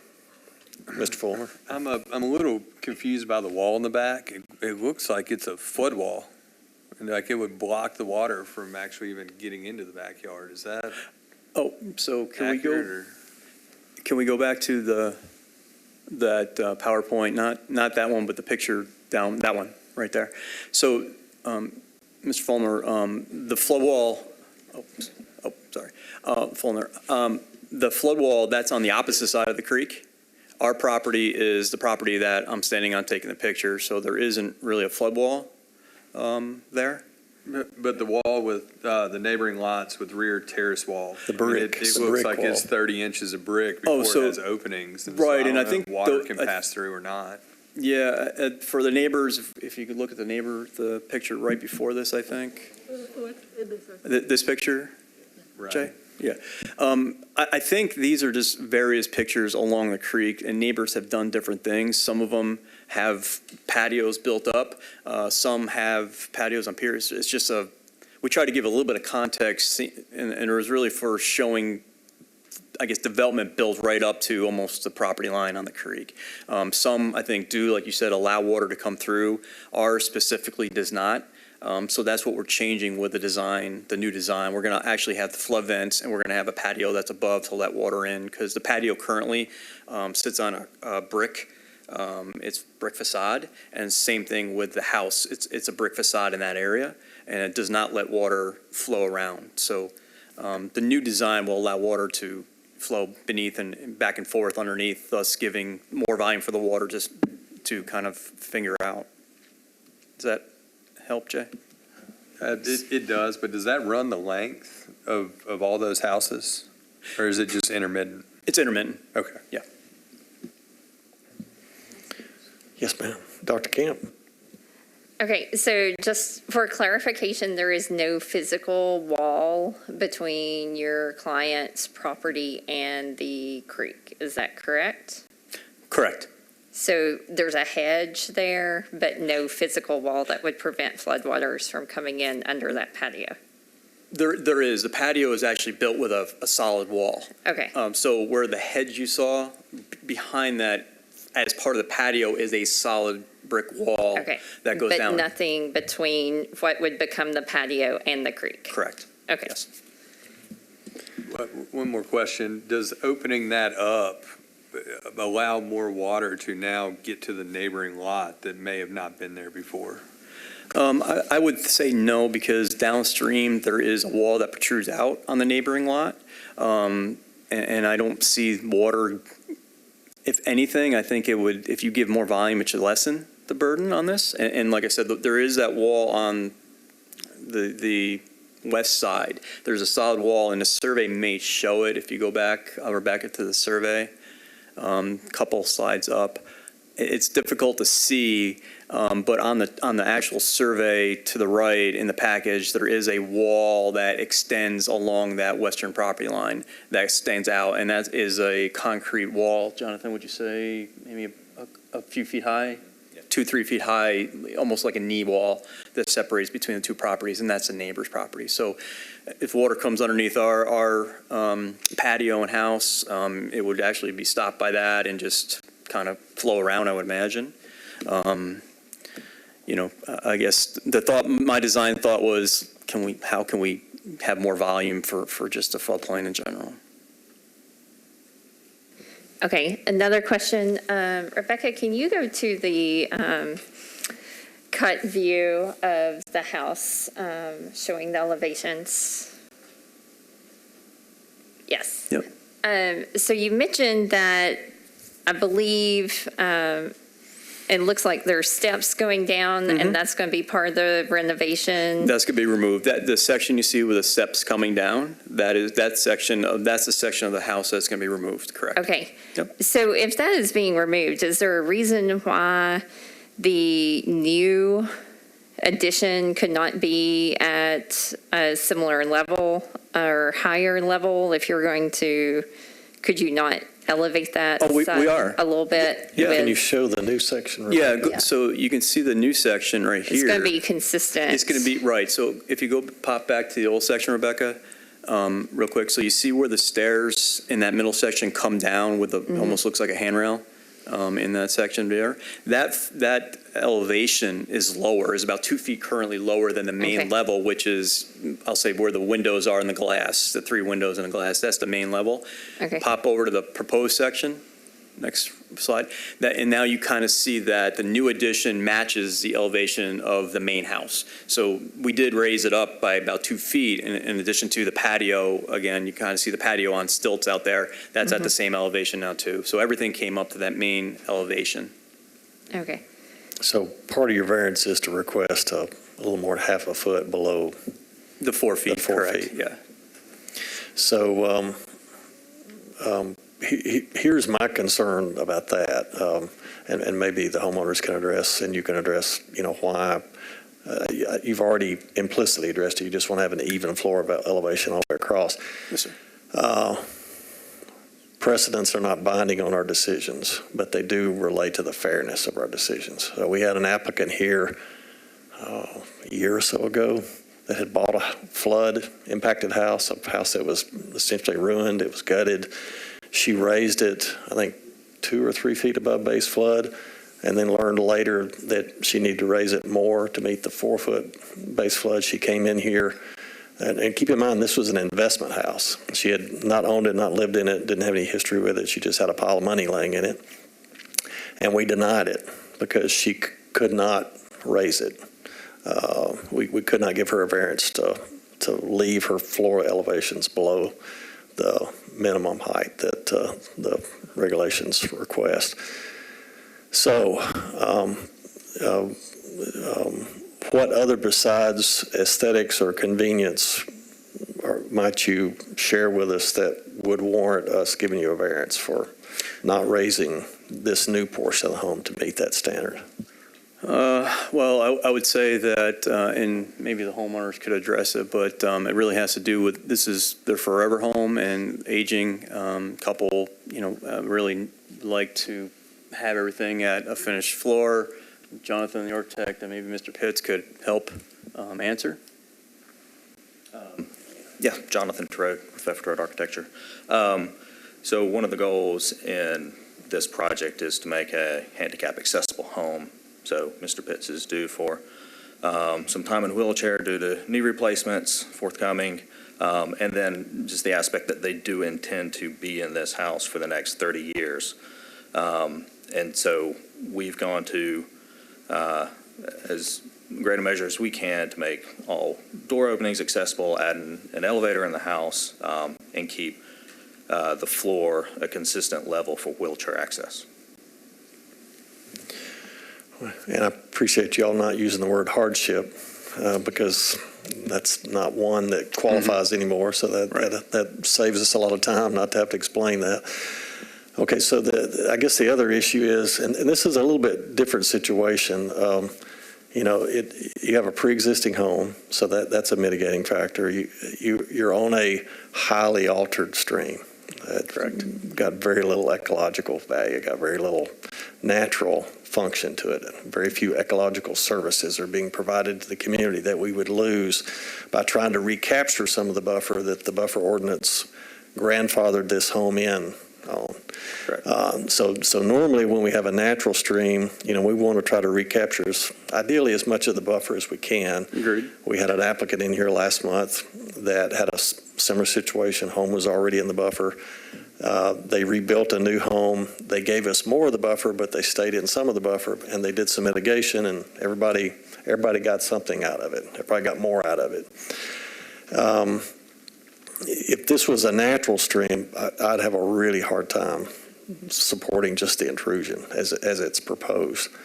But given that it's a heavily altered stream, and given the distribution of homes and the placement of other homes, I'm not sure there's much to gain other than the concern about not raising it to full 4 feet. So I guess my question to staff is what kind of insurance issues might we have with this kind of variance to the community? None? Okay, Mr. Palco, you want to tell us that on the record? We're on the record. Yeah, I'm Tom Palco, engineer, assistant director of Metro Water Services. So the thing that I look at when I see this house is that obviously this addition does not constitute a substantial improvement, substantial damage. In fact, that if it was, that'd be a different story. But the idea that they're taking out a lower level and replacing with a higher level, we see that as a benefit. And whether or not they have flood insurance or mortgage, we don't really have any control over that. But this would not affect in fact, if they did have flood insurance, they got it re-rated because that lower floor is going to be the lower floor. So when they raise this up, it'll probably it would save them money on their flood insurance. And it doesn't cause any stir or any issues with our compliance with FEMA if this was granted. So, okay. Thank you. So the bottom line is, we're just concerned what other insurance ratepayers might be faced with because of variances. Yeah. You know, we already know insurance rates are going up just because of climate change. So they're trying to cover the risk. If we make the risk worse, you know, we're dumping that cost off on your community. So, Agreed. but it sounds like we're okay. All right. I think so. So we don't have community opposition. So anybody got any other questions?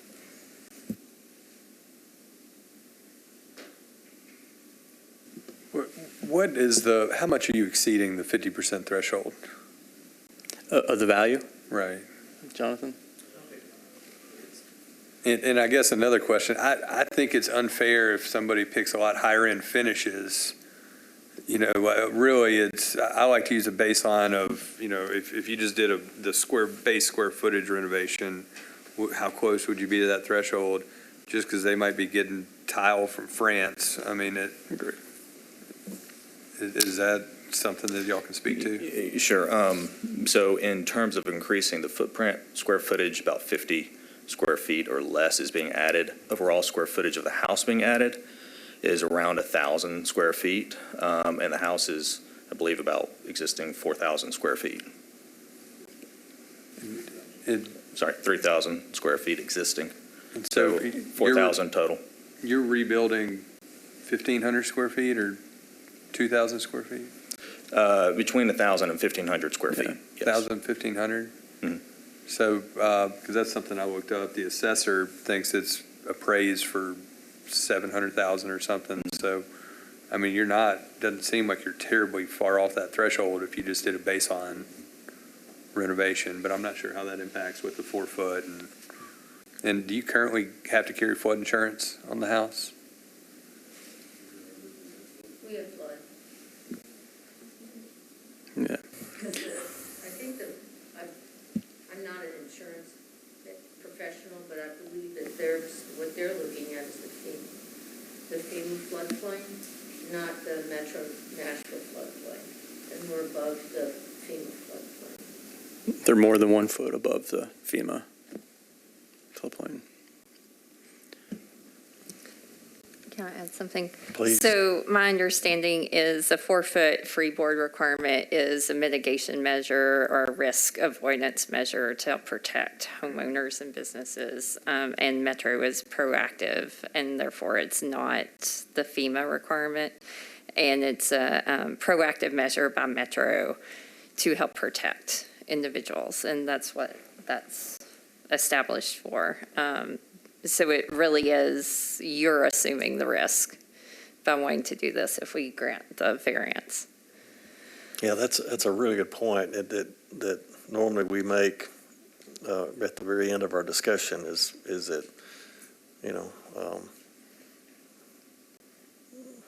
you're investing a lot of money in something that's going to be at risk. So.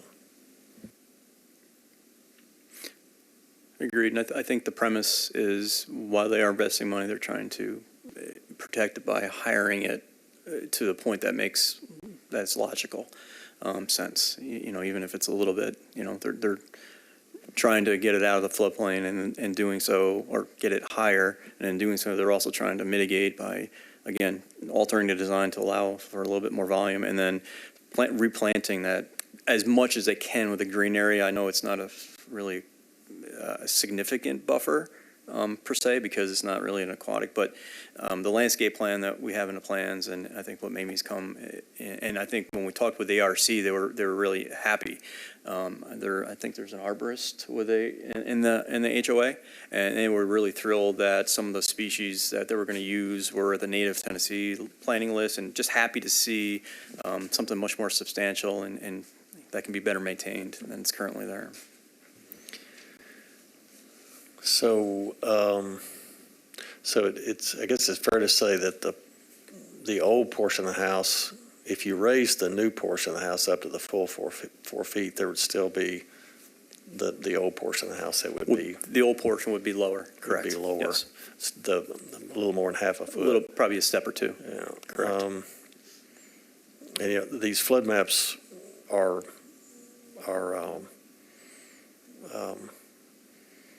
static for current time, so we expect this to get worse over time. So you're actually increasing your risk by not trying to find a more creative way to create a a handicap accessible egress and ingress between the two structures. Just want to make you aware of that. Okay. All right. I'm just a little uncomfortable with, based on previous cases that we've had myself, but I'll leave it up to the rest of the committee.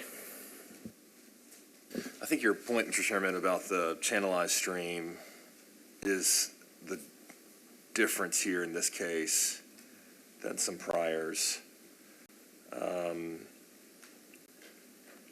That does provide an advantage here, I think, with this disturbance. But let's take it case by case. So there's there's 2 parts or 3 parts of this variance. Can you go to the first slide, please? Three parts. Let's just start. Let's handle the easiest one first. Okay. Good job. I like that. Perry Mason style is what we're doing.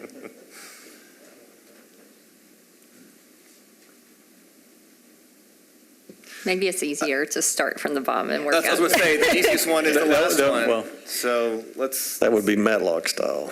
Yeah.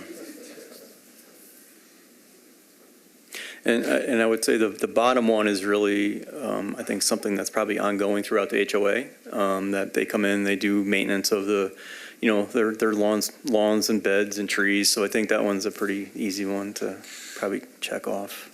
But were you not doing mitigation in that buffer zone with landscaping? Did I see that at the rear of the site? We are. We're trying to, not just the rear of the site, but also alongside the house too, because the buffer actually extends. It's not just the rear of the house, but it extends further up the side of the house. So where there is green area on the side of the house, we're actually trying to replant and revegetate that as well. And the landscape plan, I think that this plan right here, maybe you can blow it up. So you kind of see in the back left-hand corner, it's fairly obvious. That's obviously next to the stream, so there's some pretty dense vegetation there.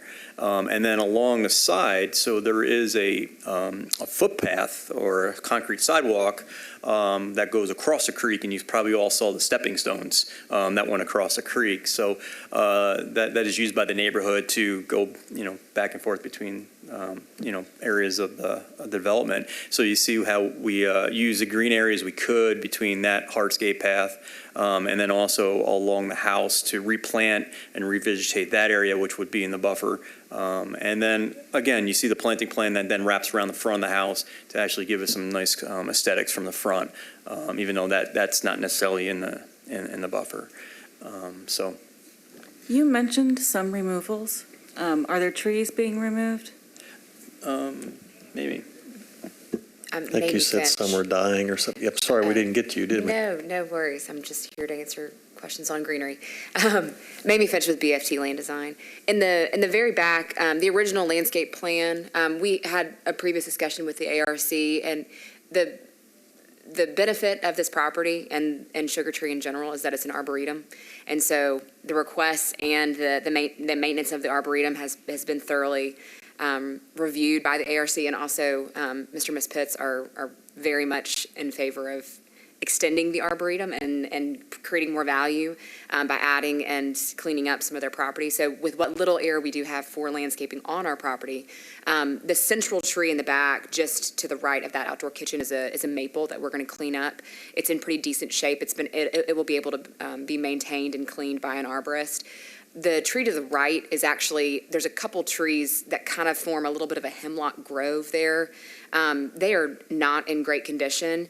And after speaking a little bit further with the ARC, we do have a couple different varieties that we would rather introduce instead of those hemlocks. Hemlocks in general are not doing well in this area. The woolly delges and things have kind of broken those down. So along the exterior property line, we do have a lot of mitigation that we can do, especially with some of these grasses that are going to be more soil stabilizing. And then again, the HOA does maintain the buffer, but I believe the Pitts really want to invest in, having some wetland, low-growing ground covers as well that will help stabilize that soil, and any additional floodplain water that will be coming up further into their property than the patio restricts it as of now. You mentioned they'd be willing to invest in some other arboretum-type sites? Yeah, yes, there are. Is that part of your mitigation proposal here, or is that just something y'all are offering? It's something we're offering. It was brought up in our meeting with the ARC. Okay, can you describe what that would look like? In general, there are a couple of varieties of trees that are on the property that they would like to exist and then add to. So they're going to be doing some grafting to make sure that some of the failing arboretum, there's, I believe, a fig that we want to encourage, and as well as a weeping Rohan beech that they want to introduce because it's not a part of the... On their property? That's correct, Okay. yes. Okay. And so adding to the arboretum aspect in general and enhancing the mitigation, or enhancing the property aesthetics. That's and, always a win-win if you can do both. So. Yeah, it's been fun to work with them. All right. So does that take care of the first one? Oh, I'm sorry.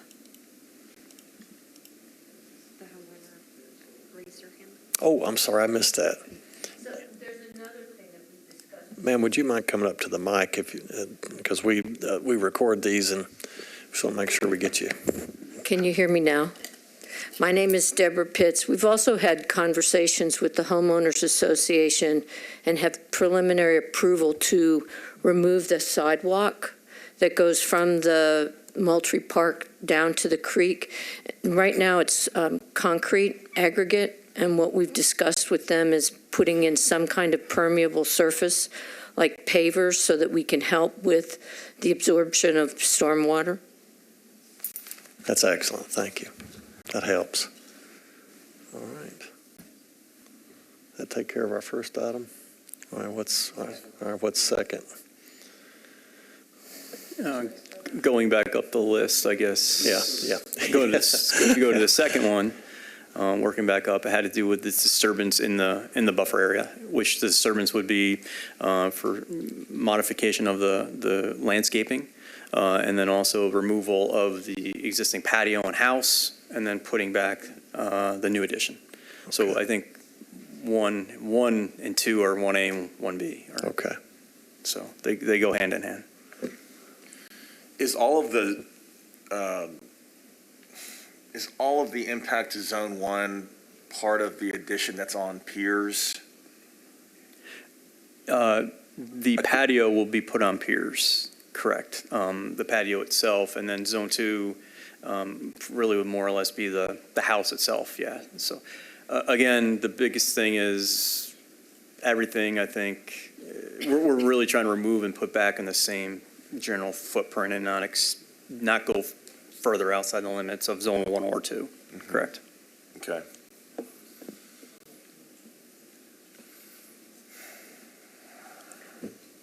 I'd like to make a point of clarification as well, Mr. Chairman. There is a sanitary sewer line that runs under the existing patio, and they're working with us on an easement encroachment document, and I guess we'd want any plantings that are put over that to be suitable to be over a sanitary sewer line. Hey, you don't want elms on top of that? Yeah. Mm-hmm. All right.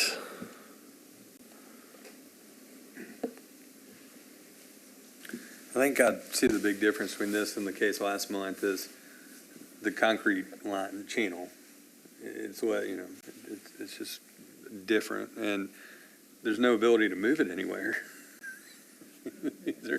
They've done the most they can just by opening it up and allowing the floodwater to go in. So while the increase of the patio size is not extreme in a square footage, the volume that they're providing by putting it on piers and that additional cost and effort, I think is more valuable than putting a roof over some of that area. It's a net gain, that's what you're saying, over the current. All right, so now we're down to the first one. I told you this is the tried and true method. Yeah. Well, I really appreciate your approach, because that did help me kind of suffer through this appropriately, and I'm just thinking of that poor woman that was here about a year ago, but I think.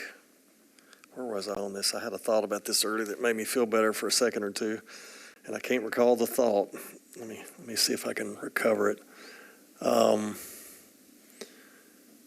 It's the front if you were replacing the entire home, there's no way I could support dropping it below the 4 feet because it's tying to an existing home. That's what's different from the case that we heard about a year ago. She had already raised it once, and she needed to raise it the full extent. So,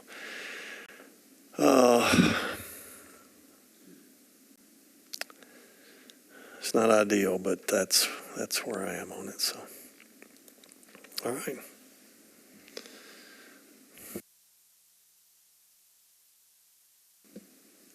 Mr. Chairman, I do, while I have concerns about flood risk for the homeowners, and, I have concerns, I think part of your hesitation is, precedent in granting a variance like this. I do appreciate the efforts to mitigate the situation, to help reduce some of the flood risk with the piers and the plantings. And I think the consideration of removing the pervious sidewalk is an additional benefit if that happens to help mitigate the situation, given the, non-ideal stream situation also. My perspective is that they are doing pretty much everything they can do except elevating that addition above that. And we're looking at, less than a foot.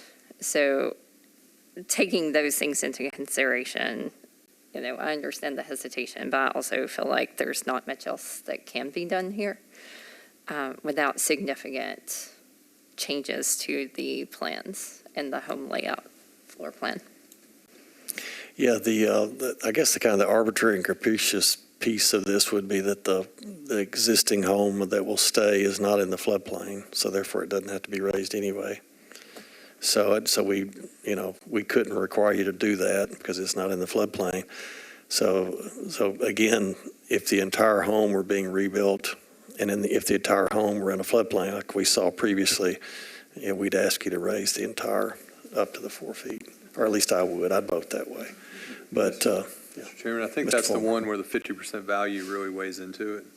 And so I'm not sure how that was applied, because I think they're redoing more than just that section. But if you focused on the section that is out of compliance or that they're picking up, it's just kind of gray. I mean, should it really trigger or not? I don't know, because you could probably fix that portion without breaking that threshold based on the limited square footage that's in it. And we discussed that in the last case, the 50% clause. And that was that's right, Mr. a very big, the entire house was needing to be redone. Mr. Dale brought that up. As I remember. Yeah. So that is another differentiator here with this case from that one. Okay. All right. So is that all three? I'm close. Let me just see where you all are. So if we just kind of polled everybody, is everybody comfortable? Just kind of head nods. Okay. All right. All right. So all we need is a motion.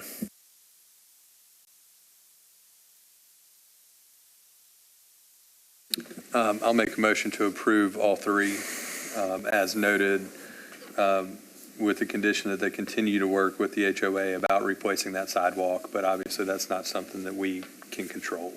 But we just request that those efforts be made. And any other enhancements you can make would be greatly appreciated. Tree-wise, sponginess, all that. All right, we have a motion by Mr. Fulmer. Is there a second? Second. Have a motion, a second. Is there any discussion on the motion? Seeing none, all those in favor say aye. Aye. All those opposed? Motion passes unanimously. Thank you, guys. Appreciate it.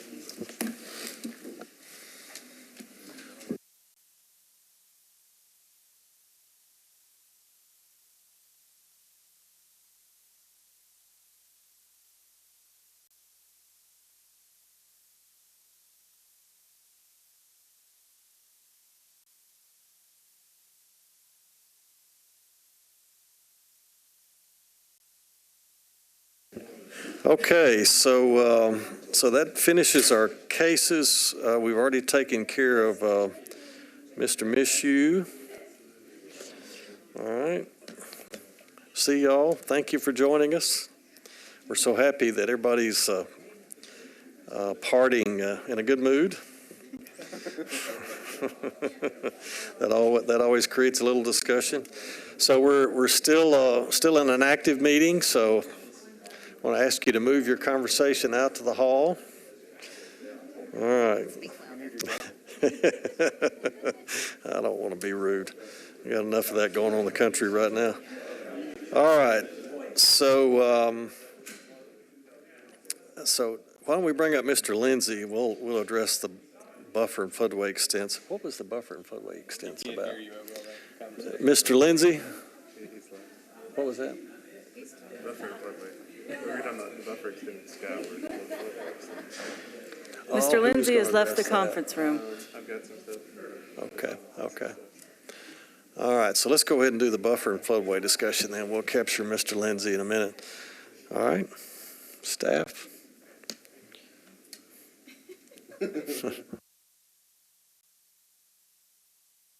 Do you want me to start?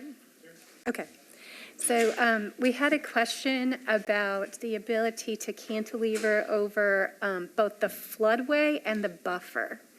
And I think there is a distinction between the two, but I think it ultimately ends up being immaterial. So the difference being just that the floodway is in the inability to develop within the floodway is specified in the Metro Code, whereas the buffer is more of a creation of the Stormwater Management Manual, the regulations.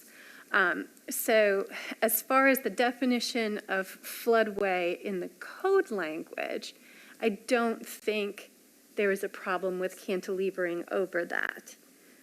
However, as far as the fact that the floodway is included within the buffer is concerned, there was an opinion that Logan found done by the Stormwater Management Committee, I believe in early 2007, that concluded that when you're thinking about the buffer, you do want to think vertically as well as horizontally. I remember that case. Mm-hmm. And the Destin rationale... Bridge. The rationale for that was also that, you want your buffer to be vegetated, and if sunshine and precipitation cannot access the buffer to maintain the vegetation, then you're kind of defeating the purpose. The good thing, I guess, is, or the thing that gives a little flexibility, is that this committee can grant variances from the provisions of the Stormwater Management Manual. You cannot grant variances from the provisions of the Metro Code. That's up to council. So, that does mean that a variance to the buffer is possible, but certainly we would, try to be consistent with our usual standards. So I would say that yes, a cantilevered balcony or whatever it would be over a buffer would be a buffer disturbance. Yeah, that's what I remember. We had I think that case in 2007 was a residential home that wanted to build a walkway from a parking spot outside the buffer that would cross the buffer to a house on the other side of the creek outside of the buffer. Now, for purposes of full disclosure, we did have one that allowed a cantilever over the floodway in a, I don't remember what year that was. It was about 2015, the project is called. Well, it was originally presented to you as Water Tower. Mm-hmm. Is that the one I sent you photos on? Yeah. 2 weeks ago. And so that's finished now. There is a cantilever over the Cumberland River, which is just, I think, maybe a elevated decks or balconies. It's not, living space maybe.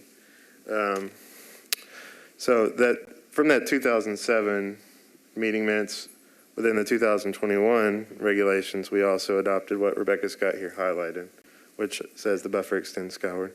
I guess the big question for us as staff is, in a situation where it's wet weather conveyance with a floodway, how do we feel about cantilevering just over the floodway itself?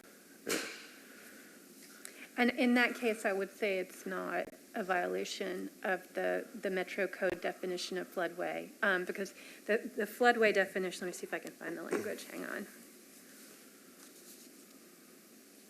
Means that portion of the stream, channel, and adjacent floodplain required for the passage or conveyance of the 100-year flood discharge. So if it's above that which is required for the passage or conveyance of a 100-year flood discharge, then it's not in the floodway. So they don't even need to bring a variance in that case. Yeah. So that's a kind of a moot point. We won't ever hear it.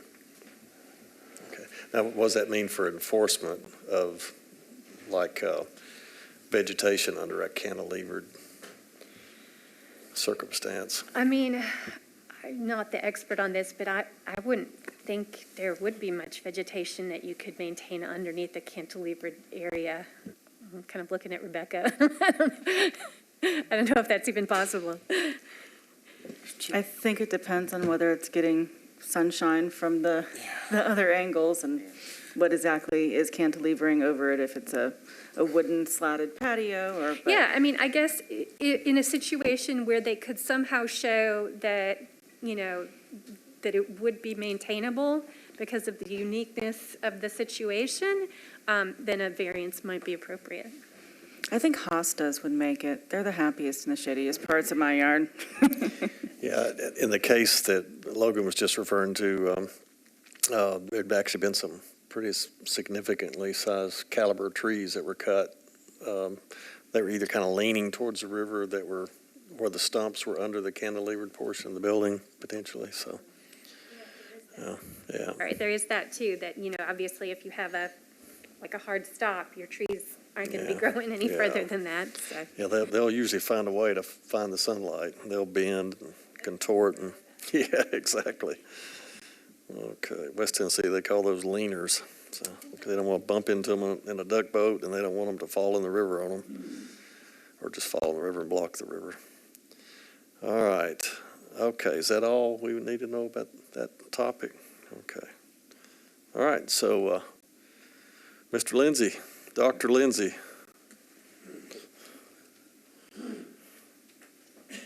So we asked Roger to come talk to us about the floodplain map changes, just so we're aware of what's going on there. A lot of attention in the Tennessean Metro Council, and so thought we'd have our scholar of national training expertise with the Floodplain Managers Association update us on this. First of all, that was a good call you made on that last case. I think it was very different from the one that we disapproved a year ago. I've got a couple of handouts, and I've got a PowerPoint presentation. This first rolled up map, which you may unroll, is an example of the new flood maps. Okay, this is the latest. This is the latest format. I do have a slide that shows a comparison to the old format. You know, they're white maps. And our monitors have quit working, Rebecca, for several of us. So. Oh, for all of us, but except for the vice chairs. They love her. Oh, okay.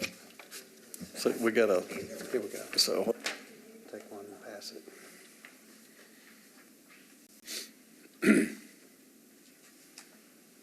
mine says no signal. All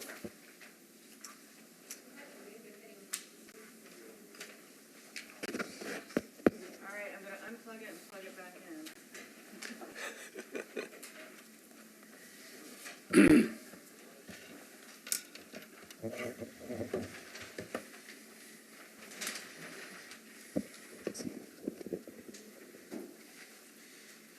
Some of you were not here last month. That may have been a good month to miss, because 30 days ago I came before this group.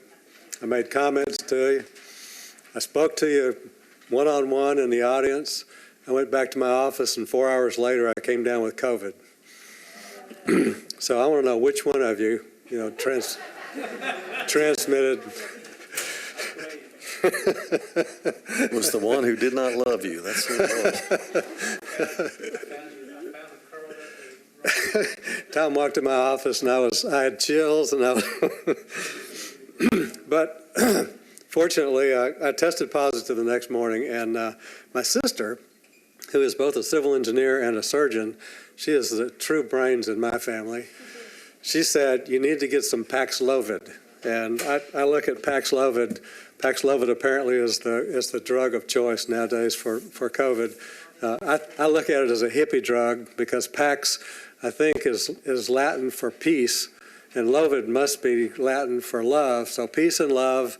I had symptoms for 3 days and I was done. So it was a miraculous recovery, and I missed a minimum of time from my busy schedule at my desk. So we had a presentation about a week and a half ago for the folks in Creve Hall. We had about 40 people come, and in contrast to what some of the eager young local media would have you believe, we did not start this new modeling and mapping as a result of the big rain event we had in March of 2021. We had in fact been working on these new models and new maps for some 3 or 4 years, and we were at the point of being ready to roll those maps out. So when we look, so we're on the board above you there. So this is a presentation that Sonia put together to show to that group that night. We talk about FEMA flood maps. There were 60 newly updated flood map panels that became effective and published by FEMA on February the 25th. So they become effective from their previous status of pending and even a prior status of preliminary, which is a multi-year process. They became effective. They are the new maps that take effect. And so one of the handouts I gave you has the red and the green highlighting on you, and the yellow are the map panels that were updated and that have newly become effective as of February the 25th. The ones that are highlighted in green on that sheet, the index sheet, are the ones that are still in a preliminary status of review. There's 18 more panels that we started development of in FY19.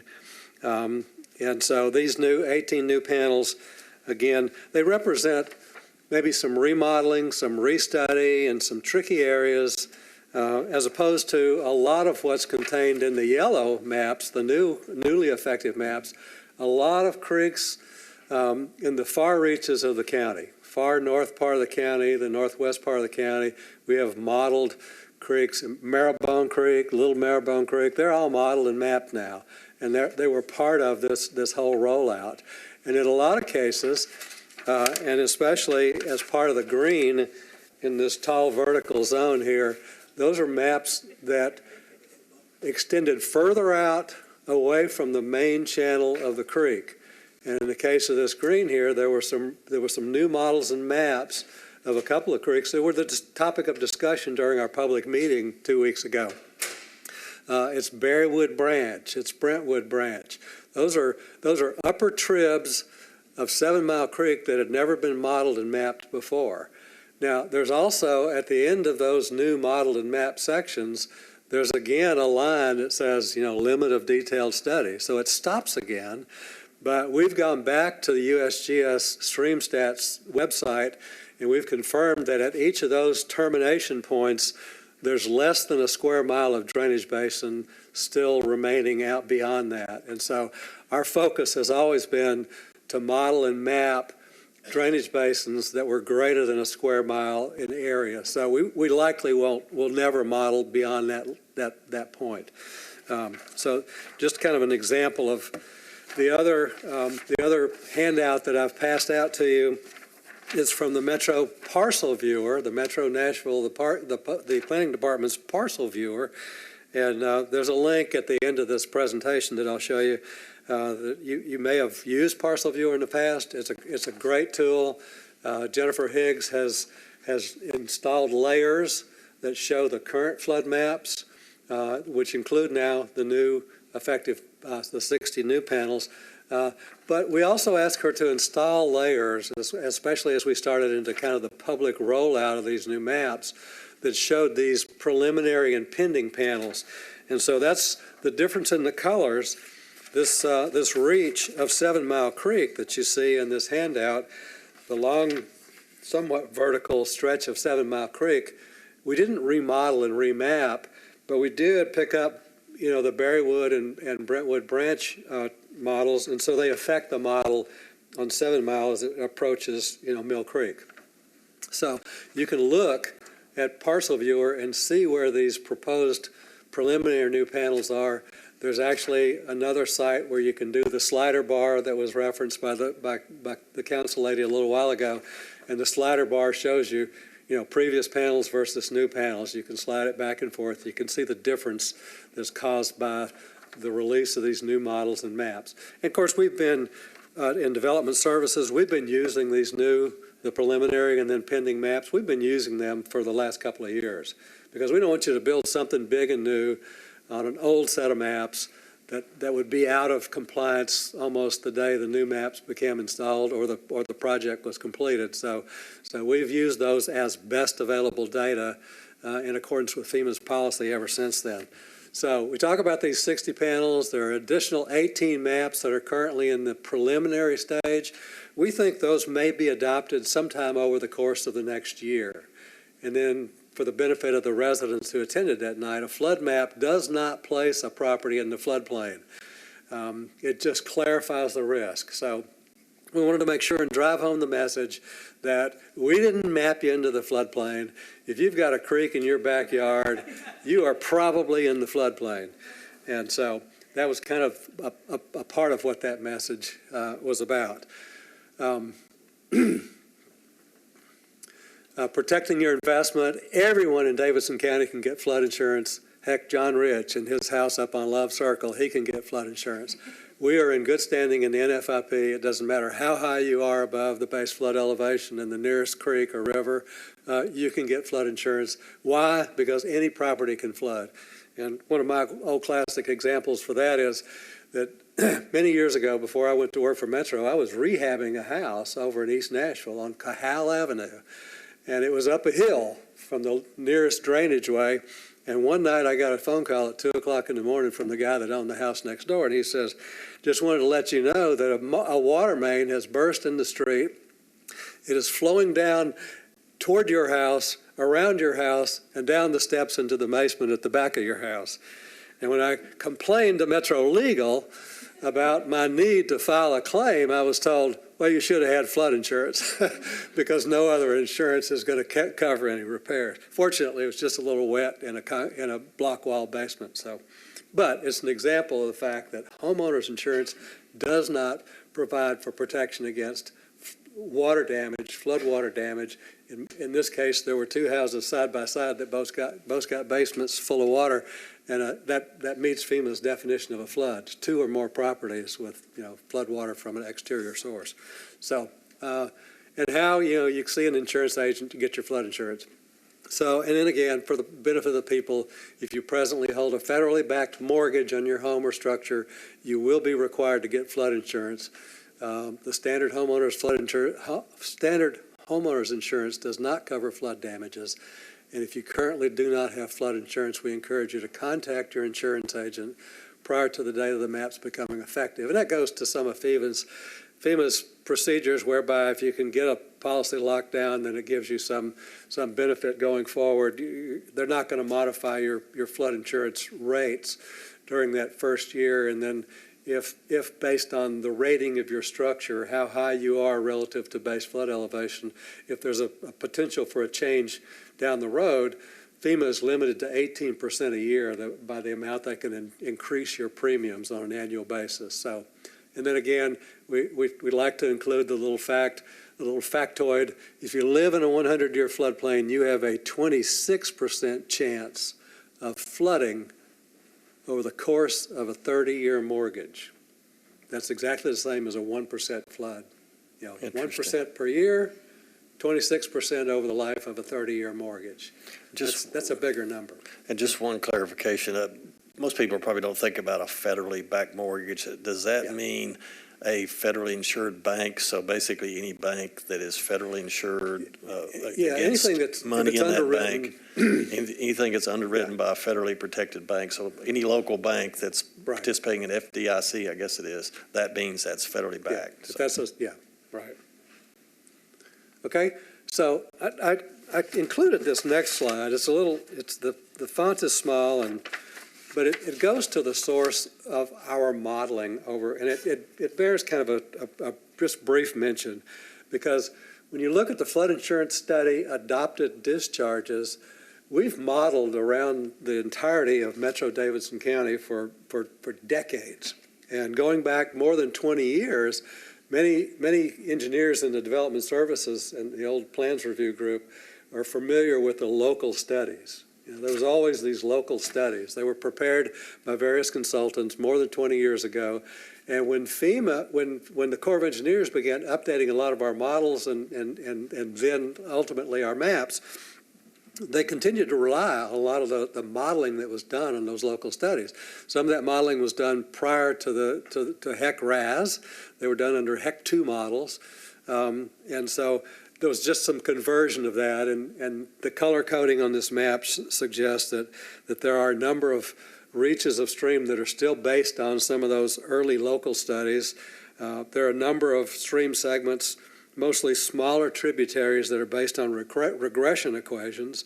There are a great number. The preponderance of the creeks, the ones in blue, are all based on Corps of Engineers HEC-RAS studies, HEC-HMS modeling. And then there were a couple like the Cumberland River, and the Cumberland River is the predominant one. There was early, the modeling was based on the Corps' statistical analysis. So just to kind of give you a sense that not all of our modeling is the absolute latest HEC-RAS modeling that we would do with some of the more recent releases. This is an example. Are y'all okay? So this is a good example that dates back and looks at the various phases of modeling that resulted in mapping. And so you can see over time that after 2010, we went back and we remodeled all of the major stream basins in the Nashville model, and that includes the majors are Richland Creek, Whites Creek, Browns Creek, Mill Creek, and what am I looking for? Richland, Browns, Mill. Those are the predominant, and then some remodeling, I think, on the Harpeth as well that's been remodeled in the last 10 years. It's these subsequent phases that reach out over toward the eastern part in purple.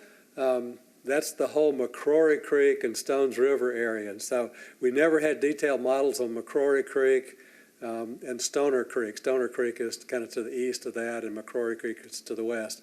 So that gives you kind of a sense of some of these subsequent phases where we began to reach out and get some of the more medium-sized basins that had never been really modeled before.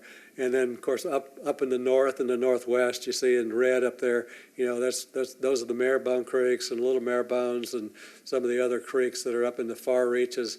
And the net effect of all this, and then some of the most recent phases that are rolling out and are probably not included in the phases that are defined here. There's Overall Creek and some of the other tribs on the Cumberland, Pages Branch, Cooper Creek, the Gibson Creek area where we've had some significant flooding in the last 6 to 8 years. Those are all parts of the latest, newest round, the FY19 maps that we'll see later this year. So we have effectively have eliminated almost every reach of unstudied A zones in our entire system. While there are still some upper reaches of some random tributaries here and there that are just unmodeled and therefore unmapped, we've got one of the most comprehensive sets of maps, I think, in the southeast United States. It's a great level of coverage. Here you see kind of the difference between the last round of new maps. Those were the 2017 maps. We actually rolled out 154 map panels in 2017. Only 5 years ago, we had what we considered new, up-to-date maps.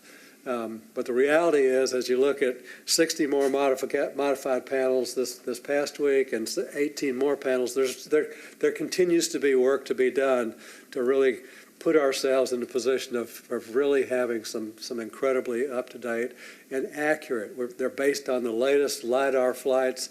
The planning department flies new LiDAR every couple of years. The modeling procedure nowadays, and I'm not a modeler, but the modeling procedure is now that if you get new LiDAR, it's easy to roll new LiDAR into existing map models and make modifications to your maps. It's a lot easier process. And because we spend a lot of money, we have contracts with the Corps of Engineers to do our modeling. In addition to that, we have consulting agreements with the Corps of Engineers. So if we have a question about a model, it's not uncommon for me to call or Logan to call Barry Moran in the H&H group at the Corps of Engineers and say, we're looking at this model, this map, and we're concerned about where you've set the BFE, or we're concerned about a creek that doesn't appear to have a model or a map on it. And within hours, Barry is right back with us, telling us the answers to our questions, giving us clarification on the models and things like that. So it's a highly valuable relationship that we have with the Corps of Engineers. And I was in listening to some meetings last night in the city of Brentwood, and they're complaining about how long it takes to get their maps done. And what they're doing is a lot of communities are relying on FEMA to fund their maps, where the reality is we're paying a lot of money to the Corps to do our modeling, and because of our investment in our models, the Corps is more likely to say, well, yeah, we'll fund, a new release of maps.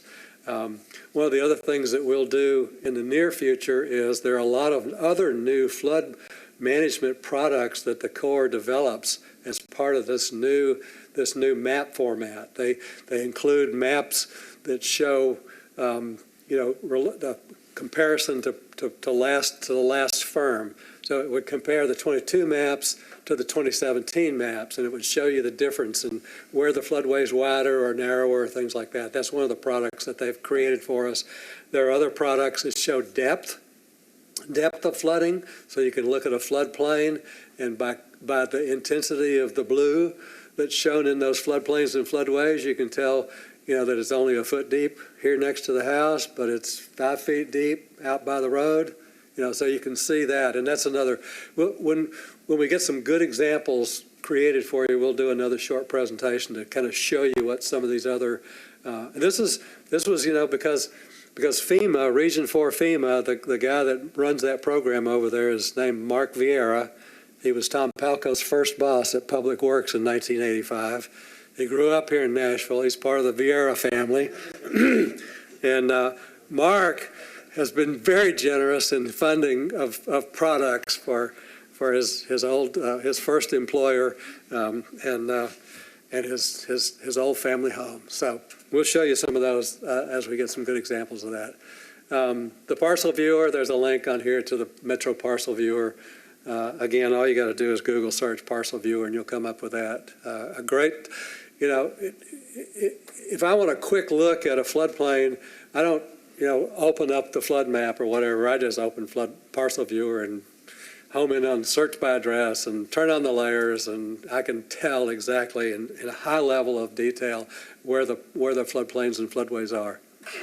And then a couple other links in here: the parcel viewer, the FEMA Map Service Center, MSC. The day of our adoption, February the 25th. All those 60 preliminary or pending panels all rolled over to effective panels. So they already show up in FEMA's Map Service Center as new effective maps. And because there were only 60 out of 150-some panels that were modified, when you look at the listings of maps on the Map Service Center, you'll see that there's a difference in the suffix at the end of the map and panel number. Some of them have a suffix of J, and some of them, a good number of them, have a suffix of H. The H were the ones that didn't change. And also now the new index, the map index, the date of that has now changed to the new February 25th. So little information if you want to do that research. That's it. Any questions? Any questions? Certainly. Wow, that was excellent. That was as much a benefit to the public as it was us, Roger, so I really, really do appreciate that. And we're always mindful these meetings are recorded and on YouTube almost forever, so. All right, thank you. Yeah, they really are. So it does pay to get good information out there and to behave while we're here. All right, so we got one more thing, I think, is just this checklist concept. Is that right? I don't have the agenda in front of me right now because Yeah, that is. I just wanted to talk about the next few meetings as well. Please after you're done. No, go ahead and do it now. Okay. So we're not going to be able to use this room April or May because of early voting. We've searched for the school board. The school board is full. We've searched for the biosolids building. They do not have enough bandwidth for us to stream live from there. So right now the plan is to go to Midtown Hills Police Precinct. It's about 6 minutes from here. Rebecca's got it pulled up, the location from where it is from here. I will make sure to send out multiple emails. I've done this before. Somewhere else. If we don't get multiple emails, we'll all go to the wrong place. It's happened before. It does look like it has great parking. Rebecca and I are going to go over there and make sure that we have adequate place for her to hook the computer in and try to make it the best experience possible. But we only have one case for April, so hopefully it's quick and we don't have to have too many people come here and be sent over there. Okay, there are other ways to spend the night there, but I don't recommend that. So, all right. So if you want to get there the night before. Okay, so the last item is just kind of this checklist concept. I just wanted to kind of ask the committee members just to maybe share individually and just briefly, one or two things that they would just love to kind of have in front of them on a regular basis.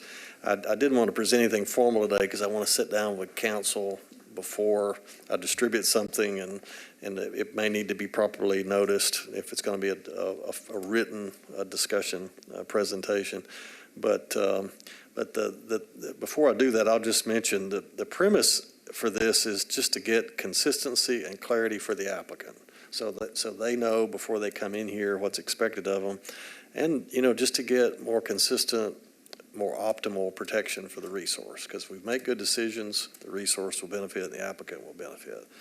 Because the burden's on the applicant. Polluters pay, burden's on the applicant. That's been the tradition since the early 70s, since we created federal environmental laws. So the goal is, or the question is what is the primary criteria that might prudently inform the committee's decisions and kind of at a glance? So we've got guidelines that we all need to read. There are all kind of variance decision criteria that we can go by, and I reviewed those again this morning. But there's some kind of common routine things that help me a lot, like, is this a pre-existing development? That kind of triggers a different thought process. Is the resource significantly altered? Is it a concrete channel with, for an extensive length of the creek with stone walls on either side? It's a different kind of circumstance than a natural stream buffer or one that could be restored easily. Other things that tend to come up in my mind are, just keeping in mind that Zone 1 buffers tend to be a little more sacrosanct. Zone 2, we got a little more flexibility. And then the FEMA insurance expectations that came up today. Buffer signage, are there better ways to get awareness of buffer boundaries without having to always make it look so corporate or so ugly? If it's a residential development, an official legal sign is not necessarily what you want to see out your kitchen window. So maybe there's some other ways we can integrate, some better boundary identification with. I know we're doing the best we can. That's not a criticism of the process or those who came up with that idea. But but the things that give me the most pause, and I think give the applicants the most uncertainty and struggle, are mitigation standards. Because that's where we can be behaving arbitrary and capricious and setting ourselves up for a legal challenge. And so, and I've heard staff say it's really hard to come up with one standard because every situation is different. What I'd like to do is maybe to come up with something along the lines of different types of site characteristics. For example, if it's a native site, we always probably want to go for more density, more variety of buffer plantings. If it's a highly developed site, we might want to go for a lower expectation. But if they're not outlined in some general way, we waste a lot of time trying to figure out, what's the best standard for this unique situation. So I'm curious, what keeps you all up at night? When you think about this, probably nothing. But, if you're geeky like I am, you dwell on it a little bit occasionally. I've been on the applicant side several times, and staff does a really good job saying, low probability of success with that one. Or, they do a really good job screening, and I don't know if everybody that serves understands how many meetings and how much effort goes into that. I was a little confused on whether that mitigation on the first one was base requirement or above and beyond, just from a landscape perspective. But, I don't know how much is worth putting in a checklist or documenting, or how much of it is keeping, just informing Logan what we're thinking right now, because he screens every one of these applications. Yeah, I agree. And part of what came up with this is, this was an idea earlier, just because of things I do in work to kind of treat students consistently and grade consistently. It kind of removes some bias. But I saw a video from a medical doctor. He was interviewed on an NPR special about an operation checklist that he came up with. And he talked about what a high percentage of life-saving operations that they were experiencing when they just kind of followed just a general kind of reminder of how to make sure they act consistently. Now, it's a little bit different risk environment than ours here. Nobody's going to die, and hopefully in front of us, or feel like they're dying, but or do something drastic. But they may feel that way in the moment. But that's kind of what it doesn't have to be that complicated, but. Add to this, it seems like one of the things that we always ask is do you have your permits or not? Yes. I think that's in the checklist now. Yeah, that's in there's an application checklist, and then there's a decision check. So we're kind of talking about a decision checklist. Yeah, it says you have to have applied for them, so we don't make them actually have it in hand, but we like it when they do. You do, yeah. It is. It says alternative plan or a reason why one can't be provided, essentially. All right. Okay, and then I have just kind of one of the things in my very short time on this. It's a bit concerning to me when we go through the list and it's no comment from staff.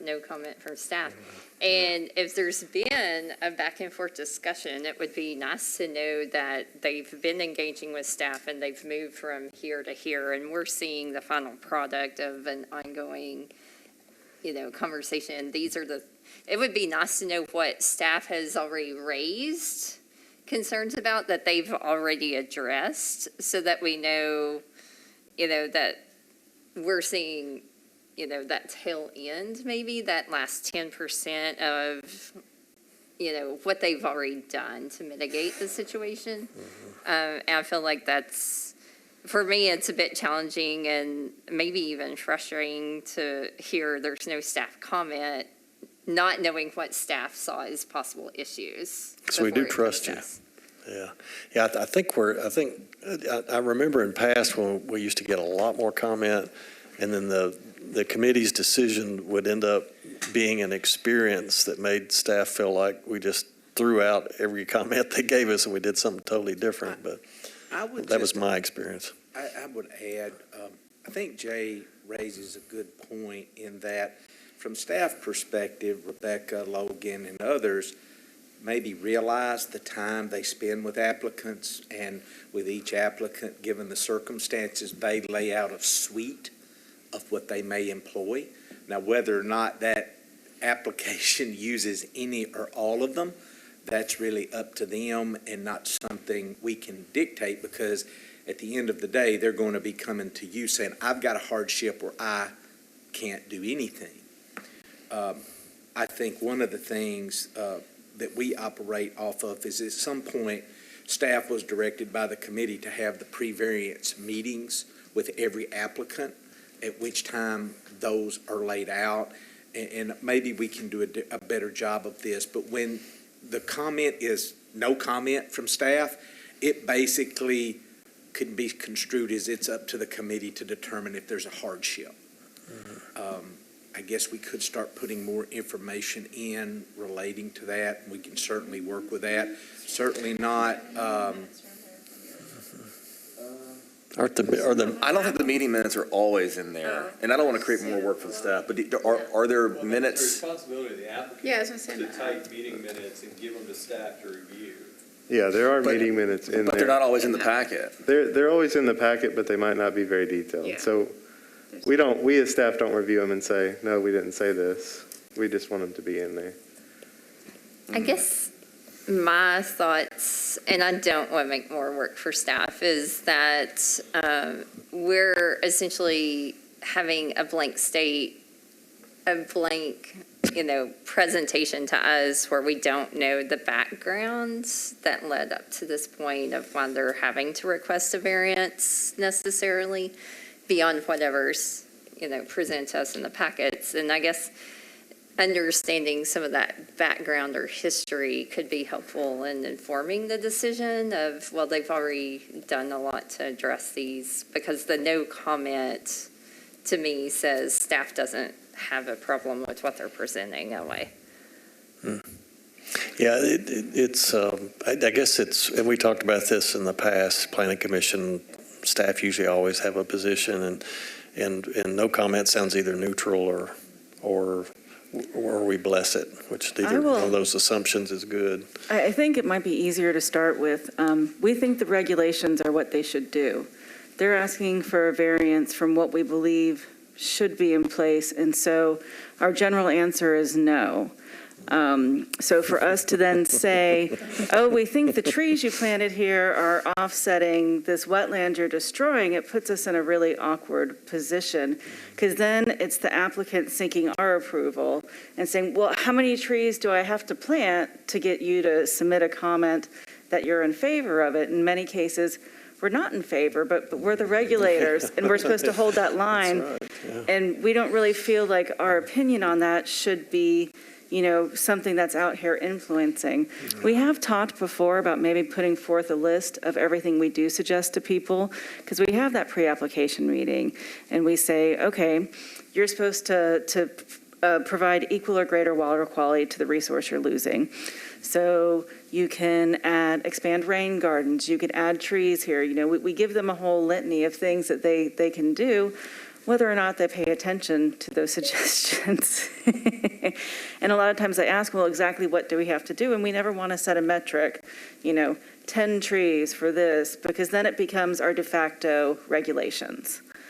So it's a really slippery slope, and even with what Dodd's talking about, putting together some form of, if it's this kind of buffer disturbance, this is what we're going to ask for.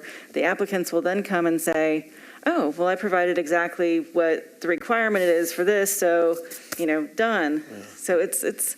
We can provide more background, especially on what we work through with them, but it gets difficult for us to. I would think a list of suggestions would be very helpful with it. Yeah, I think. Yeah. And if you look at Planning Commission, it may be a good project. They have to recommend no based on policy, and it's rare that Planning Commission goes against the staff.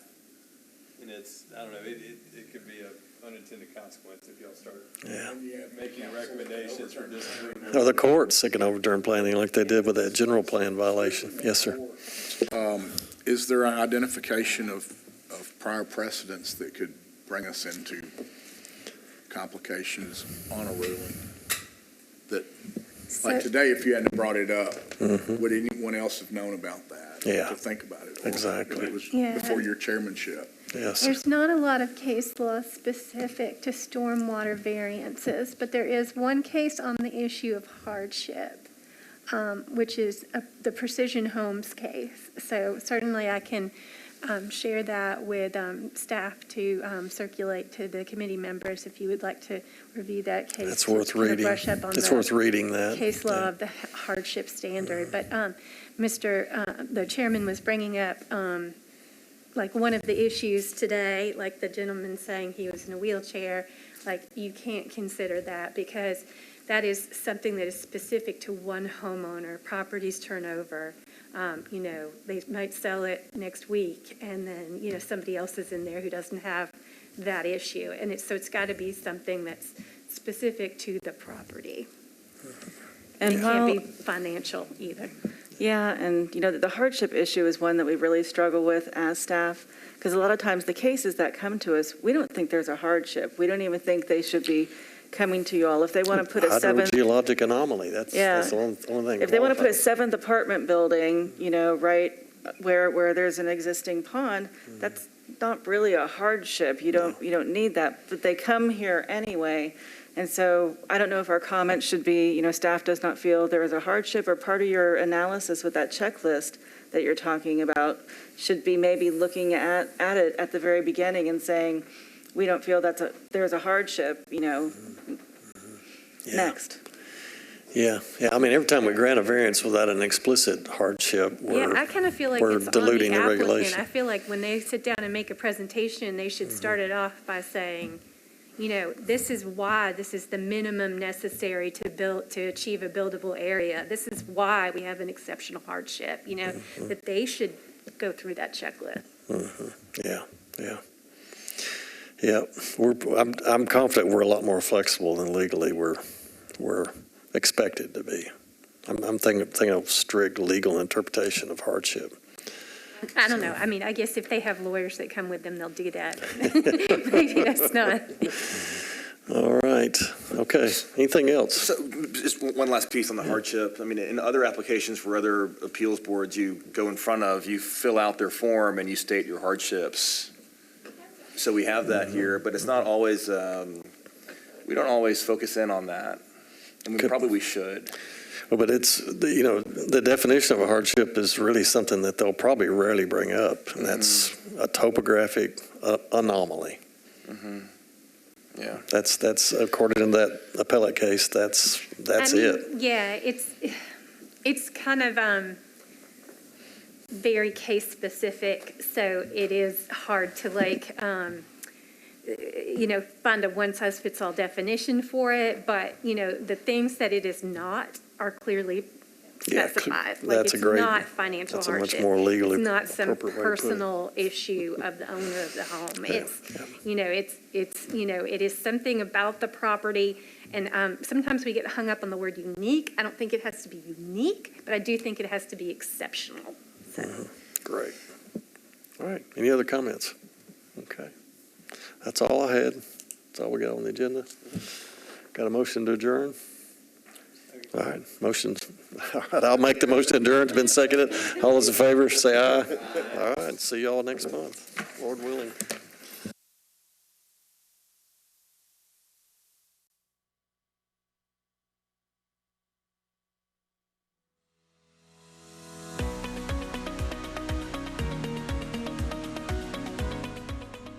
This has been a service of the Metro Nashville Network.